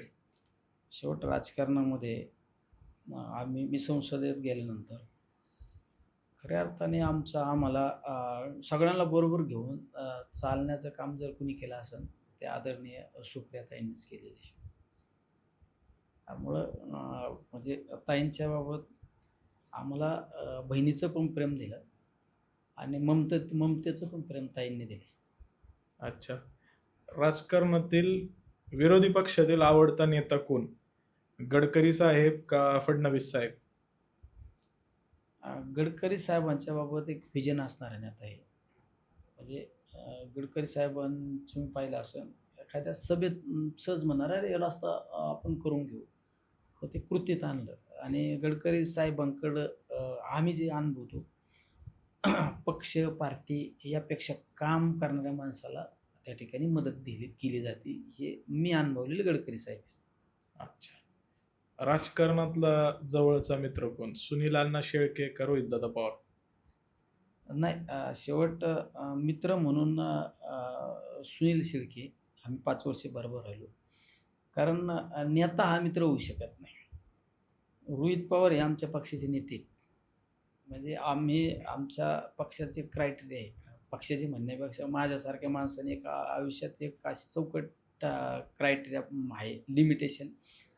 पवार परिवारातले आदरणीय पवारसाहेब असो, दादा असो किंवा आमचे आता रोहित पवार असो, हे आपले नेते आहेत. बरोबर. नेता हा मित्र होऊ शकत नाही आणि मित्र हा नेता होऊ शकत नाही. त्यामुळं सुनील शेळके हा माझा मित्र आहे. रोहित पवार हा माझा नेता आहे. वाह! खूपच चांगल्या पद्धतीने तुम्ही उत्तर देताय. आता समजतंय मला तुम्ही खासदार कसे काय झाला पहिल्याच ह्याच्यामध्ये. पण अजून एक प्रश्न आहे, तो थोडासा गमतीशीर आहे, की निलेश लंकेंना चिकन थाळी जास्त आवडते का व्हेज थाळी, जे आपल्या गावाकडचं भाकरी, थालीपीठ वगैरे अशा गोष्टी आहेत, ते जास्त आवडतं? नाही काय आवडतं, काय नाही आवडतं यापेक्षा आहे ना, आपली भूक भागण्यासाठी जे मिळेल ना ते खायचं. असं काय लय मटण थाळीच पाहिजे का चिकन थाळी पाहिजे. मी ह्या लोकांकडे पाहतो, ज्या बिचारे उपाशी झोपतो ना, त्या बिचाऱ्याला काहीतरी मिळालं पाहिजे आणि तो काहीतरी खाऊन झोपला पाहिजे, ही भावना माझ्याकडे. मटण थाळी, चिकन थाळी का तुमची काही लय व्हेज थाळी, मला याच्यात इंटरेस्ट नाही. मी आज पण माझ्या गाडीत डबा असतो, एक भाजी असते, 2 चपात्या असतात, 1 चपाती मी खातो, 1 चपाती माझा सहकारी खातो. त्यापेक्षा मला ही चिंता आहे, मला काय खायला मिळतं यापेक्षा आहे ना, माझ्या देशातला प्रत्येक नागरिक संध्याकाळी पोटभर जेवून झोपला पाहिजे, ही मला चिंता आहे. हे मला आवडतं. तुम्हाला तुमचे कार्यकर्ते देखील प्रेमाने लोकनेता, नेता आहे असं बोलत असतात, संबोधतात. तर समजा माझ्यासारख्या एखाद्या व्यक्तीला तुमच्यावर चित्रपट करायची इच्छा झाली, तुमचा जीवनपट बनवायची इच्छा झाली किंवा डॉक्युमेंटरी बनवायची इच्छा झाली, तर तुम्हाला काय वाटतंय तुमच्या चित्रपटामध्ये विलन कोण असेल? नाही आता त्याच्यामागे लई हिस्ट्री. कोणाला व्हिलन करावा, कोणाला काय करावं लागेल, हे सगळं सांगत तुम्हाला मी आता. हे सांगून व्हिलन सांगता येत नाही. का नाही? पण ज्यावेळेस आता तुम्ही त्या चित्रपटाचे मुख्य नायक आहे, तुमच्यावर चित्रपट आहे, तर तुमच्या दृष्टीने जर का त्या चित्रपटाच्या ज्या मेन नायकाचा एखादा डायलॉग असतो प्रत्येक चित्रपटात, तुमचा काय असा डायलॉग असेल? नाही, आता त्याच्यावर काही विचारच नाही केला. चित्रपट बनवणं, एखाद्या माणसाच्या जीवनपटावर चित्रपट बनवणं, त्याला त्या माणसाची तेवढी उंची लागते. त्या उंचीच्या माणसाचा चित्रपट बनला जातो. मग त्याचे सगळे पात्र हे सगळे असतात. तुम्ही म्हणता नायक, विलन सगळे. आमचं काय हो? हम तो बहुत छोटे आदमी हैं. छोटे आदमी के ऊपर फिल्म नहीं बनती. पण तुमच्यासारखं छोटं आम्हाला बी व्हायला आवडेल आता नेते. कारण असा व्यक्ती म्हणजे जो कुठल्याही इलेक्शनला फक्त फॉर्म भरला की तो माणूस निवडून येतोय. आता मी तरी पहिलाच व्यक्ती पाहिलाय म्हणजे मला जसं राजकारण कळतंय तेव्हापासून. आता तुम्ही पहिल्या इलेक्शनमध्ये आमदार झाला, त्याच्यानंतर पहिल्याच इलेक्शनला खासदार देखील झाला. आता पुढचं पाऊल काय मग? आता मी सांगितलं ना, मगाशी पण सांगितलं, राजकारण हे असं ठरून होत नाही. कोणतीच गोष्टी तुम्ही जरी ठरवलं ना, उद्या मला हेच करायचं, हे होत नसतं. त्या प्रसंगावधाने काही गोष्टी घडत असतात. त्या परिस्थितीनुसार आपल्याला काही निर्णय घ्यावे लागतात. त्यामुळं आपलं काम करायचं. पुढं काय करायचं? अरे काय तू काय लय माडी बांधायची का तुला? काम करीत राहा ना तू. काम कर तू, प्रामाणिकपणे काम कर. जनता ठरवेल ना काय तुला काय करायचं, घरी बसवायचं का पुढं काय करायचं, जनता ठरवेल. बरोबर. या. ज्यावेळेस आता तुम्ही काम करताना पक्षामध्ये वेगवेगळ्या लोकांसोबत काम केलेले आहे, तर प्रत्येक जण काय ना काय आपल्या सभेत एखादा डायलॉग फेमस होऊन जातो. त्याच्या भरपूर रील बनतात. त्यानंतर लोक त्याच्यावरती चर्चा करतात. तर जयंत पाटील साहेबांचं देखील एक फेमस डायलॉग आहे, टप्प्यात आणून कार्यक्रम करायचा, उगाच कोणाच्या तोंडी लागायचं नाही त्यावेळेस. ते तसं करतात. आता तुम्ही त्यांच्याबरोबर पण जवळ राहिलेलं आहे, काम केलंय सोबत. मग ज्यावेळेस तुमची इलेक्शन होते त्यावेळेस तुमच्या डोक्यामध्ये पण तसंच असतं काही बोलायचं कमी आणि टप्प्यात कार्यक्रम करायचा? नाही, आम्ही कोणाचा कार्यक्रम करण्यासाठी आम्ही राजकारण नाही करत. शेवट तुम्ही निवडणुकीत आहे ना, बरेच लोक मी तुला पाडणार, मी याला पाडणार. मी पाडण्यासाठी निवडणूकच नाही करीत. आपण जिंकण्यासाठी निवडणूक करायची. कोणाचा याचा मी कार्यक्रम लावेन, त्याचा कार्यक्रम मी लावेन. कार्यक्रम लावणारे कोण आपण? बरोबर. आपण कोण आहे कोणाचा कार्यक्रम लावणार आहे? आपण आपलं जिंकून येण्यासाठी लोकांच्या कसं मनात जाता येईल, लोकांच्या कसं जवळ जाता येईल, लोकांना हात जोडून आपली भूमिका समजून सांगून आपण आपलं निवडून येण्याचा प्रयत्न करायचे. बरोबर. त्यामुळं मी काय असं करीत नाही.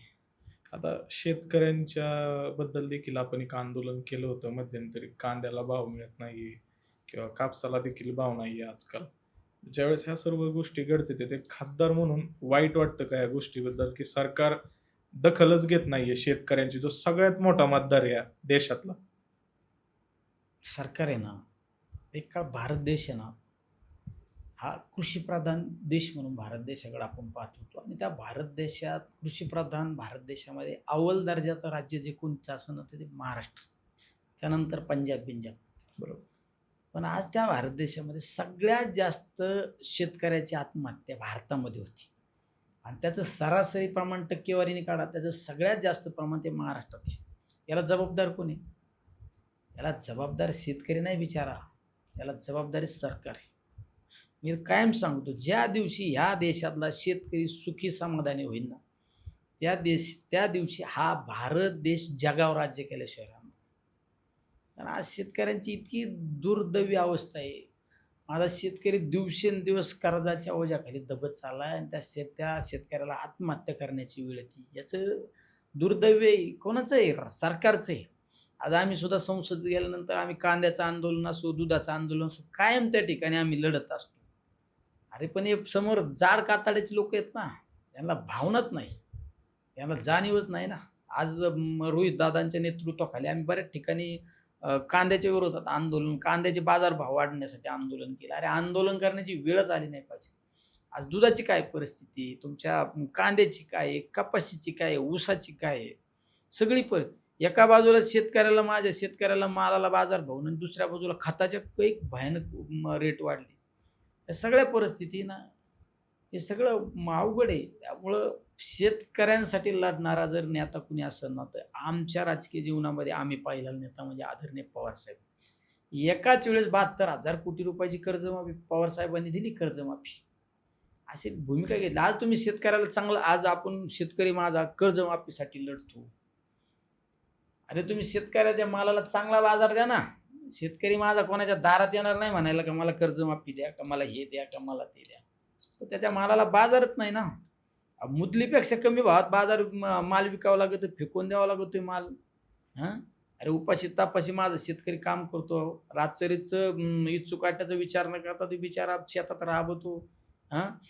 आता सध्या ते बिबटे तर एवढे वाढलेत. बिबट्यांचं भ्याव, सगळं भ्याव हे सगळ्याला गोष्टीला काउंटर करून माझा शेतकरी रातचरीचं शेतात जातो. शेतात गेला का पाणी पाटाला आलं की इकडं लाईट जाती. ते बिचारा परत त्या मोटर चालू करायला जा. एवढं करून ते माल मार्केटमध्ये घेऊन झाला का ते मार्केटमध्ये मातीमोल भावाने विकावं लागतं. काय माझ्या शेतकऱ्याचे हाल आहे ना. त्यामुळे शेतकऱ्याची जाणीव असणारे लोकांच्या हातात राज्य आलं पाहिजे, सरकार आलं पाहिजे आणि जेणेकरून माझ्या शेतकऱ्यांच्या हितासाठी लढले पाहिजे. आज सगळ्यात वाईट परिस्थिती आज निर्यात बंदीच्या बाबत ठोस भूमिका नाही. आम्ही कायम ते निर्यात उठवा आंदोलन करतो, हे करतो. 4 दिवस निर्यात उठते का 8व्या दिवशी परत बंद करतात. शेतकऱ्यांबाबत ठोस भूमिकाच नाही ना. बरोबर. आज ते तुकाराम मुंडे सारखा माणूस आज चांगलं चालवलं भेसळ-बिसळ थांबवली माणूस. आता हाही माणूस टिकन का नाही भरोसा नाही. त्यांची दरवर्षी ट्रान्सफर होती पण वेगवेगळीकडे. टिकला पाहिजे. ह्यो माणूस वर्ष 2 वर्ष तरी त्या खात्यावर राहायला पाहिजे. तो भेसळ असो. आज आहे ना आज मला काल कोणीतरी सांगत होतं, की कुठल्यातरी नगरच्या तिथं 400-500 किलो खावा फेकून दिला. अरे खावा फेकून दिला म्हणजे चुकीचा भेसळ बनवलं ना. बरोबर. आज तुम्ही एखाद्या पनीर खातो आपण. 1 किलो पनीर बनवायला किती दूध लागतं? 6 लिटर दूध लागतं. आज ते 6 लिटरचं कॅल्क्युलेशन केलं तर ₹40 ने 6 चोक किती?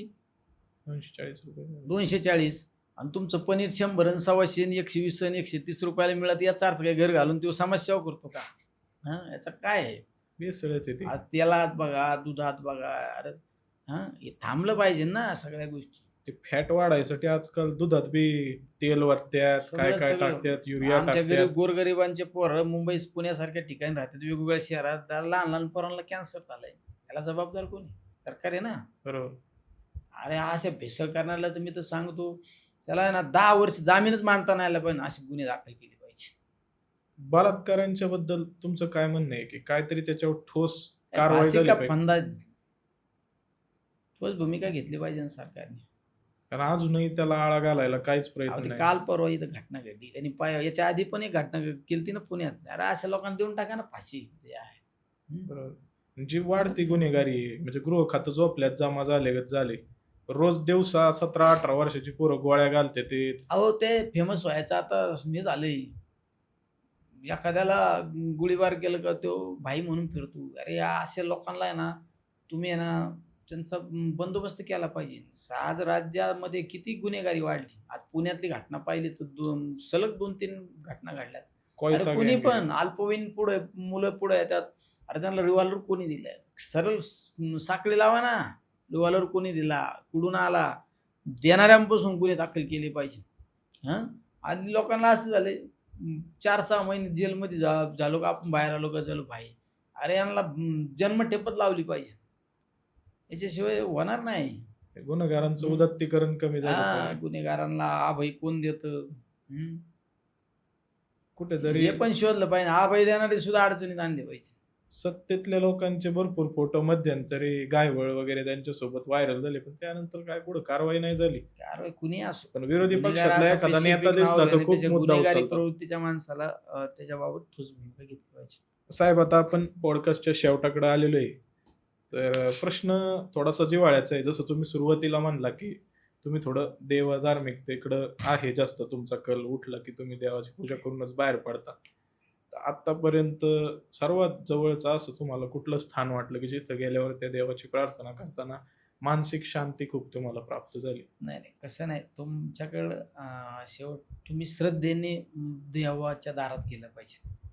तुम्ही अपेक्षेने देवाच्या दारात जाऊन उपयोग नाही. कुठेतरी एक आपल्याला नतमस्तक झालं पाहिजे आणि कुठेतरी आपण आपले दुःख विसरून त्या मंदिरात गेलं पाहिजे. त्यामुळं आम्ही कायम समज जात असतो. आमच्या जिल्ह्यात विचार केला तर मोठा देवीचं देवस्थान आहे. मी वैष्णोदेवीला कायम जात असतो. तुळजापूरला असो, कोल्हापूरला असो, वेगवेगळ्या ठिकाणी जात असतो. आपण कुठेतरी मंदिरात गेलं पाहिजे, नतमस्तक झालं पाहिजे. ही आपल्या अध्यात्माने दिलेली जडणघडण आहे. साहेब, आता तुमच्या शर्टला मी बघितलं, बऱ्याच वेळचं मी पाहतोय डॉक्टर बाबासाहेब आंबेडकरांचा फोटो असलेला पेन आहे. ते पेन वापरण्यामागे म्हणजे काय सर्वधर्म समभावचा संदेश देण्याचा हेतू आहे का? अरे दाखवून लोक फक्त बोलतात ना, सर्व धर्म समभाव. अरे कृतीत आणा ना. आम्ही काय दाखवण्यासाठी करीत नाही. मी काय सांगितलं मगाशी, माझं कोविड सेंटरचं उद्घाटन कधी केलं? 14 एप्रिल. 14 एप्रिल. डॉक्टर बाबासाहेब आंबेडकरांनी जी घटना लिहिली, त्या घटनेवर चाललंय आपलं सगळं. शिवशाहू फुले आंबेडकरांचा विचार आज टिकला पाहिजे. डॉक्टर बाबासाहेब आंबेडकरांनी घटना लिहिली. डॉक्टर बाबासाहेब आंबेडकरांच्या विचारावर चालणारी जी घटना, त्यांनी जी लिहिलेली घटना, त्यावर देश चालतो. त्या घटनेचा संविधानाचा अपमान दिल्लीमध्ये केला, तर मी त्या वकिलाच्या घरी गेलो. ते गवई चीफ जस्टिस गवईंना बूट फेकून आणला. त्यावेळेस मी त्याला जाब विचारायला ते वकिलाच्या घरी गेलो आम्ही, की तू चीफ जस्टिसचा अवमान नाही केला, तर माझ्या घटनेचा अवमान केलाय. बरोबर. त्यावेळेस आम्हाला त्याच्याकडून असं उत्तर आलं, की मी त्याला सांगितलं, हे देश संविधान पे चालता है. तो म्हणला, हे देश संविधान पे नहीं चालता, हे देश सनातन पे चालता है. असे विचार दिल्लीत आम्ही पाहिले. माझ्याकडे व्हिडिओ त्या पद्धतीचा. डॉक्टर बाबासाहेब आंबेडकर असू, महात्मा फुले असू, आज महात्मा फुलेंनी शिक्षणामध्ये जी सगळ्यात महत्त्वाची क्रांती घडली. आज सावित्रीबाईंमुळं माझी माता भगिनी आज प्रत्येक पदावर काम करते. त्यांच्यावरती आधारित एक मालिका डॉक्टर अमोल कोल्हे देखील आता करत होते, पण समाज माध्यमांवरतीच बंदी आणली आहे ती त्यामुळं मालिका आज कुणी बघण्यात. म्हणत असताना तुम्ही जे म्हणले ना, समाजाच्या काय म्हणलं तुम्ही, डॉक्टर बाबासाहेब आंबेडकरांचा फोटो पाहून काय म्हणले? सर्वधर्म समभाव देण्याचा संदेश आहे अरे का? बाबासाहेब हे काही कुठल्या समाजाचे नव्हते. बाबासाहेब हे सर्वांना बरोबर घेऊन चालणारे म्हणून बाबासाहेब होते. हे कुठल्या विशिष्ट समाज आहे ना, तुम्ही का कुठल्या राष्ट्रपुरुषाला एखाद्या समाजामध्ये का बांधता? ही चुकी आहे आपली. खरंय. हे कुठल्या एका लिमिटेड समाजाचे नाही, हे सर्व समाजाचे असते. त्यामुळं बाबासाहेब हे माझे पण आहेत, बाबासाहेब हे तुमचे पण आहेत. बरोबर आहे. मग ज्या सावित्रीमाईंनी आज स्त्री हक्कासाठी इतका मोठा संघर्ष केला, आजकाल ज्या मुलींना शिक्षणाचा अधिकार आहे तो त्यांच्यामुळे, पण त्यांच्याबद्दलची चाललेली मालिका एका वाहिनीने बंद करायचा निर्णय घेतलाय. अरे त्यांचा खरा इतिहास समाजासमोर येतोय ना. समाजासमोर खरा इतिहास सावित्रीबाईंचा असो किंवा आमच्या महात्मा फुलेंचा असो, तो तुम्हाला समाजासमोर येऊन नसून द्यायचा ना. ही त्यामध्ये तुमच्या मनात खोट आहे ना. आज राजकीय जीवनामध्ये काम करतो म्हणून तर सोडून द्या. मी बालवयात असताना सुद्धा मी कधीच शिक्षक दिन मी दुसरा शिक्षक दिन साजरा नाही केला. मी शिक्षक दिन साजरा करतो सावित्रीबाई फुलेंच्या जयंतीला. माझ्या मनातला शिक्षक दिन असतो. कारण खरे शिक्षणाचे पुरस्कृते कोण आहेत? आज ते काय म्हणतो ना आपण, काय काय आहे ना ते कोणतरी शिक्षणाचे, आपण शिक्षक दिन साजरा करतो, त्यांचा आणि यांचा कालखंड बघा ना. बरोबर. अरे तुम्ही खरा इतिहास का झाकीत? आज आमच्या डॉक्टर अमोल कोल्हे साहेबांनी जी मालिका आणली, एवढ्या ना इतिहास समाजासमोर जे खरं आहे ते समोर आलं पाहिजे, आलंच पाहिजे. अरे यांचा त्याग आहे ना, यांनी काय काय नाही केलं आपल्यासाठी. आज छत्रपती शिवरायांची खरी पहिली समाधी कुणी समाजासमोर आणली? महात्मा फुले. महात्मा फुलेंनी आणली ना. छत्रपती शिवरायांचा पोवाडा पहिला कुणी गायला? महात्मा फुलेंनी गायला पहिली ना. शिवजयंती पहिली शिवजयंती कुणी केली? महात्मा फुलेंनी केली. काय यांचा इतिहास समाजासमोर आला पाहिजे. हे खरे समाजाला घडवणारी येते. तुमच्या बालपणाच्या बद्दल देखील सांगताना तुम्ही एक मुद्दा उपस्थित केला, की त्यावेळेस सीबीएसई शिक्षण वगैरे त्या काळात म्हणजे तसं नव्हतं आणि ते कुठंतरी राहिलं. पण आम्ही पाहतोय की तुम्ही लहान मुलांच्या शिक्षणासाठी देखील प्रयत्न करताय. ती गोष्ट नक्की काय आहे? माझ्यासाठी दोन गोष्टी एकदम हार्ट टच आहेत. त्यामध्ये एज्युकेशन आणि दुसरी म्हणजे हेल्थ. तर दोन गोष्टी अशा आहेत. त्यामुळे मला एखादा जर फोन आला की माझा असा अमुक पेशंट हॉस्पिटलमध्ये, माझे वडील आहे हॉस्पिटलमध्ये, माझा मुलगा आहे हॉस्पिटलमध्ये, आणि डॉक्टरने अर्जंटली बायपास करायला सांगितली. त्याचे 4 ब्लॉकेज आहे, 5 ब्लॉकेज आहे. मी जर म्हणलो बघू उद्या परवा दिवशी, जमणार आहे का? नाही. अरे ते जीव जाईन ना उद्या आणि परवा दिवशी. तात्काळ आपल्याला त्याच्यावर डिसिजन घेऊन त्याचं ऑपरेशन करावं लागतं. बरोबर आहे ना? आणि दुसरी एक गोष्ट, एज्युकेशन. एखादा सर्वसामान्य कुटुंबातल्या मुलाला चांगले मार्क पडले, मुंबईसारख्या ठिकाणी त्याला नंबर लागला एखाद्या चांगल्या ठिकाणी, MBBSला लागला किंवा अजून कुठं नंबर लागला, चांगल्या ठिकाणी नंबर लागला, पण त्याला हॉस्टेलची व्यवस्था होत नाही, त्याला त्या स्टेशनरीसाठी त्याच्याकडे पैसे नाही. आपण जर म्हणलो ठीक आहे बघू आपण 8 दिवसांनी, जमणार नाही. त्याला लगेच स्टेशनरी हॉस्टेलची आपण व्यवस्था केली पाहिजे. त्यामुळे 2 गोष्टी अशा आहेत, त्यांना तात्काळ आपण मदत केली, हॉस्पिटलसाठी एखाद्याला मदत केली, तर ती एक माणूस वाचणार नाही, त्याचं कुटुंब वाचणार आहे, कुटुंबातला भाऊ वाचणार आहे, कुटुंबातली भगिनी वाचणार आहे, कुटुंबातले वडील वाचणार आहे. एखाद्या मुलाला वेळेला तुम्ही शिक्षणाला मदत केली ना, त्याचं शिक्षण नुसतं घडणार नाही, त्याचं कुटुंब नाही घडणार, त्याची ती पिढी घडणार आहे, पुढल्या 2 पिढ्या घडणार आहेत. बरोबर. त्यामुळे या 2 गोष्टींच्या बाबत आम्ही कायम मदत करतो असो, कुणी पण असो.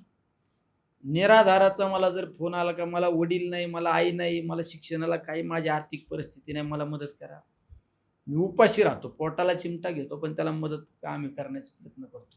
आरोग्याच्या बाबत सुद्धा तेच करतो आम्ही. आमचं म्हणणं आहे, मी तर कायम सांगतो, मी काल परवा आमच्या एका शिक्षकाच्या रिटायरमेंटच्या कार्यक्रमाला गेलो, आमच्या भोगाडे सर, सुभाष भोगाडे सरांच्या रिटायरमेंटच्या मी कार्यक्रमात सांगितलं, सर तुम्ही चांगल्या पद्धतीने ज्ञानदानाचं काम केलं, तुमचा मुलगा IT आहे, मुलगी IT, पण आता मी तुमच्या कुटुंबातलं सहकारी, मी खासदार म्हणून नाही, कुटुंबातला एक सहकारी म्हणून मी तुम्हाला एक अधिकारवाणीने सांगतो, या पुढील कालखंडामध्ये ज्या गावातील एखाद्या मुलाला आई वडील नाही, त्या मुलांची परिस्थिती नाही कुटुंबाची, असा एक मुलगा दत्तक घ्यायचा आणि त्या मुलाला आपण शिक्षणाला मदत करायची. मी अनेक ठिकाणी सांगतो, माझ्याकडं पण आमच्या प्रतिष्ठानमध्ये अनेक गोरकरी मुलांना आम्ही शिक्षणाला त्या ठिकाणी मदत करतो याचा अर्थ आम्ही काही वेगळं काय करीत नाही, आम्ही आमचं कर्तव्य करतो. मी तर कायम सांगत असतो, बरेच लोक अभिमानाने सांगत आहेत का अरे माझा मुलगा ह्या ठिकाणी, मगाशी पण सांगितलं, ह्या कॉलेजला शिकतो, त्या कॉलेजला, अरे तू ज्या कॉलेजला तू शिकतो हे काय अभिमानाने सांगतो, तू किती आपल्या मुलांना आपण शिक्षणाला मदत करीत असताना आपण झोपडीतल्या 4 मुलांना पण त्या शिक्षणाला मदत केली पाहिजे, ही अभिमानाची गोष्ट. त्यामुळे आम्ही कायम करतो. मी सत्कार घेत नाही, मी सत्काराच्या बदल्यात काय घेतो, वह्या घेतो, पुस्तक घेतो, लहान मुलांचे कपडे घेतो, चप्पल घेतो, याच्यातून 10-15 हजार मुलांना शालेय साहित्य वाटप करतो. ही भावना पाहिजे, ह्या वेदना पाहिजे. नक्कीच नेते, म्हणजे ज्यावेळेस मी तुमच्याबद्दल ऐकलं होतं किंवा पॉडकास्ट घ्यायचा विचार केला, मनामध्ये एक वेगळी प्रतिमा होती तुमच्याबद्दल. पण आता जसं तुमच्यासोबत बोललोय आणि इतका वेळ आपण आता वेळ दिला, त्यात चर्चा केली, तुमच्याकडून बऱ्याचशा गोष्टी शिकण्यासारख्या मला कळल्या की ज्या मी आत्मसात करू शकतो.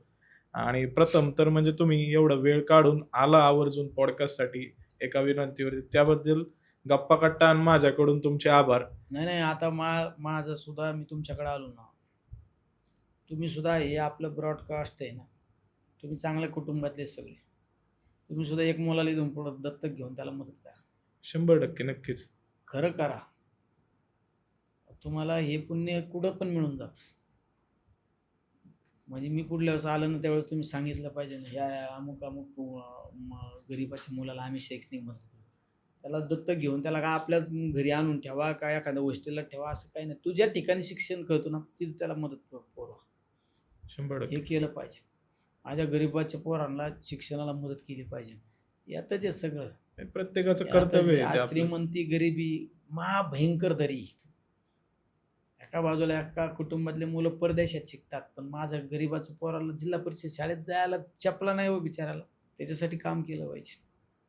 ही महाभयंकर दरी, ही दरी कमी झाली पाहिजे. ही कधी कमी होईल, शिक्षणाला आपण सर्वसामान्यांना मदत करून त्याच वेळेस कमी होईल. प्रत्येकाचा हक्क आहे, प्रत्येकाला मिळाला पाहिजे. बराच वेळ तुमचा घेतलेला आहे मी, त्याबद्दल क्षमस्व. म्हणजे पहिलं तर आपलं एवढ्या वेळाचं ठरलं नव्हतं, पण गप्पांमध्ये कळलंच नाही, मनमोकळा संवाद झालाय आणि छान वाटलं तुम्हाला भेटून. पहिलं तर बऱ्याच दिवसांपासून मला तुम्हाला भेटायची इच्छा होती, पण असं आपण दोघं भेटू असं कधी वाटलं नव्हतं. मी तुमचा इंटरव्ह्यू किंवा मुलाखत घ्यायला बसेल, आणि त्याबद्दल खरं तर तुमचा आभारी आहे मी, की मला कम्फर्टेबल वाटलं तुमच्याशी बोलताना. असं ते वलय जेवढं तुमचं माझ्या इमॅजिनेशन मध्ये होतं नाही की कम्फर्टेबल वाटलं म्हणजे मी खासदार म्हणून थोडा आलो इथे. मी आपला एक कार्यकर्ता म्हणून इथं आलोय. आणि मी खासदार म्हणून आल्यावर तुला ना कम्फर्टेबल ना तू सुद्धा एकदम सावधान मध्ये बसला असता. तुमचा साधेपणाच जास्त आवडलाय मला. आणि नक्की मी येईल तुमच्याकडं अहिल्यानगरला आणि एक दिवस 100% तुमच्यासोबत घालवल. कॅमेऱ्यासाठी म्हणून नाही, पण एक अरे यार तुमचे लाईफस्टाईल बघण्यासाठी. तुला लय शिकायला मिळेल. आत्ता मला जेवढं 1-2 तासामध्ये शिकायला मिळेल, तर मला असं वाटलं की मी दिवसभर राहिलो हा. तर नक्कीच माझ्या आयुष्यात 100% बदल होईल दुसऱ्या हा, दिवशी. निलेश लंके काय हे पाहायचं असेल ना हे कोणीतरी फेसबुकला व्हॉट्सअपला चांगलं वाईट लिहिलं याच्यावर नाही बघायचं, बरोबर फिरायचं मग कळलं नेमकं काय आहे. 100%. नाही तर आहेत ना काही लोकांना धंदा नाही. आता आपलं हे आलं ना लगेच काही लोक ते आता ते काही येणार लोकांच्या खाली हातात लायला आहे. तर येणार. काही लोकांच्या हातात मोबाईल दिले, काही लोकांनी भाडोत्री लावलीत. त्यांच्याकडे जास्त पैसे त्याच्यामुळे भाडोत्री लावलीत. नुसतं ट्रोल करा अरे तुम्ही धंदे नीट करा. हं. ज्यांना काम अरे जमत अरे नाही असे ती भिकार चाळे कशाला करता. काम करा मग तुम्ही दुसऱ्याच्या विरोधात लिहा ना. बरोबर. काहींनी नाव बदलून ग्रुप काढलेत.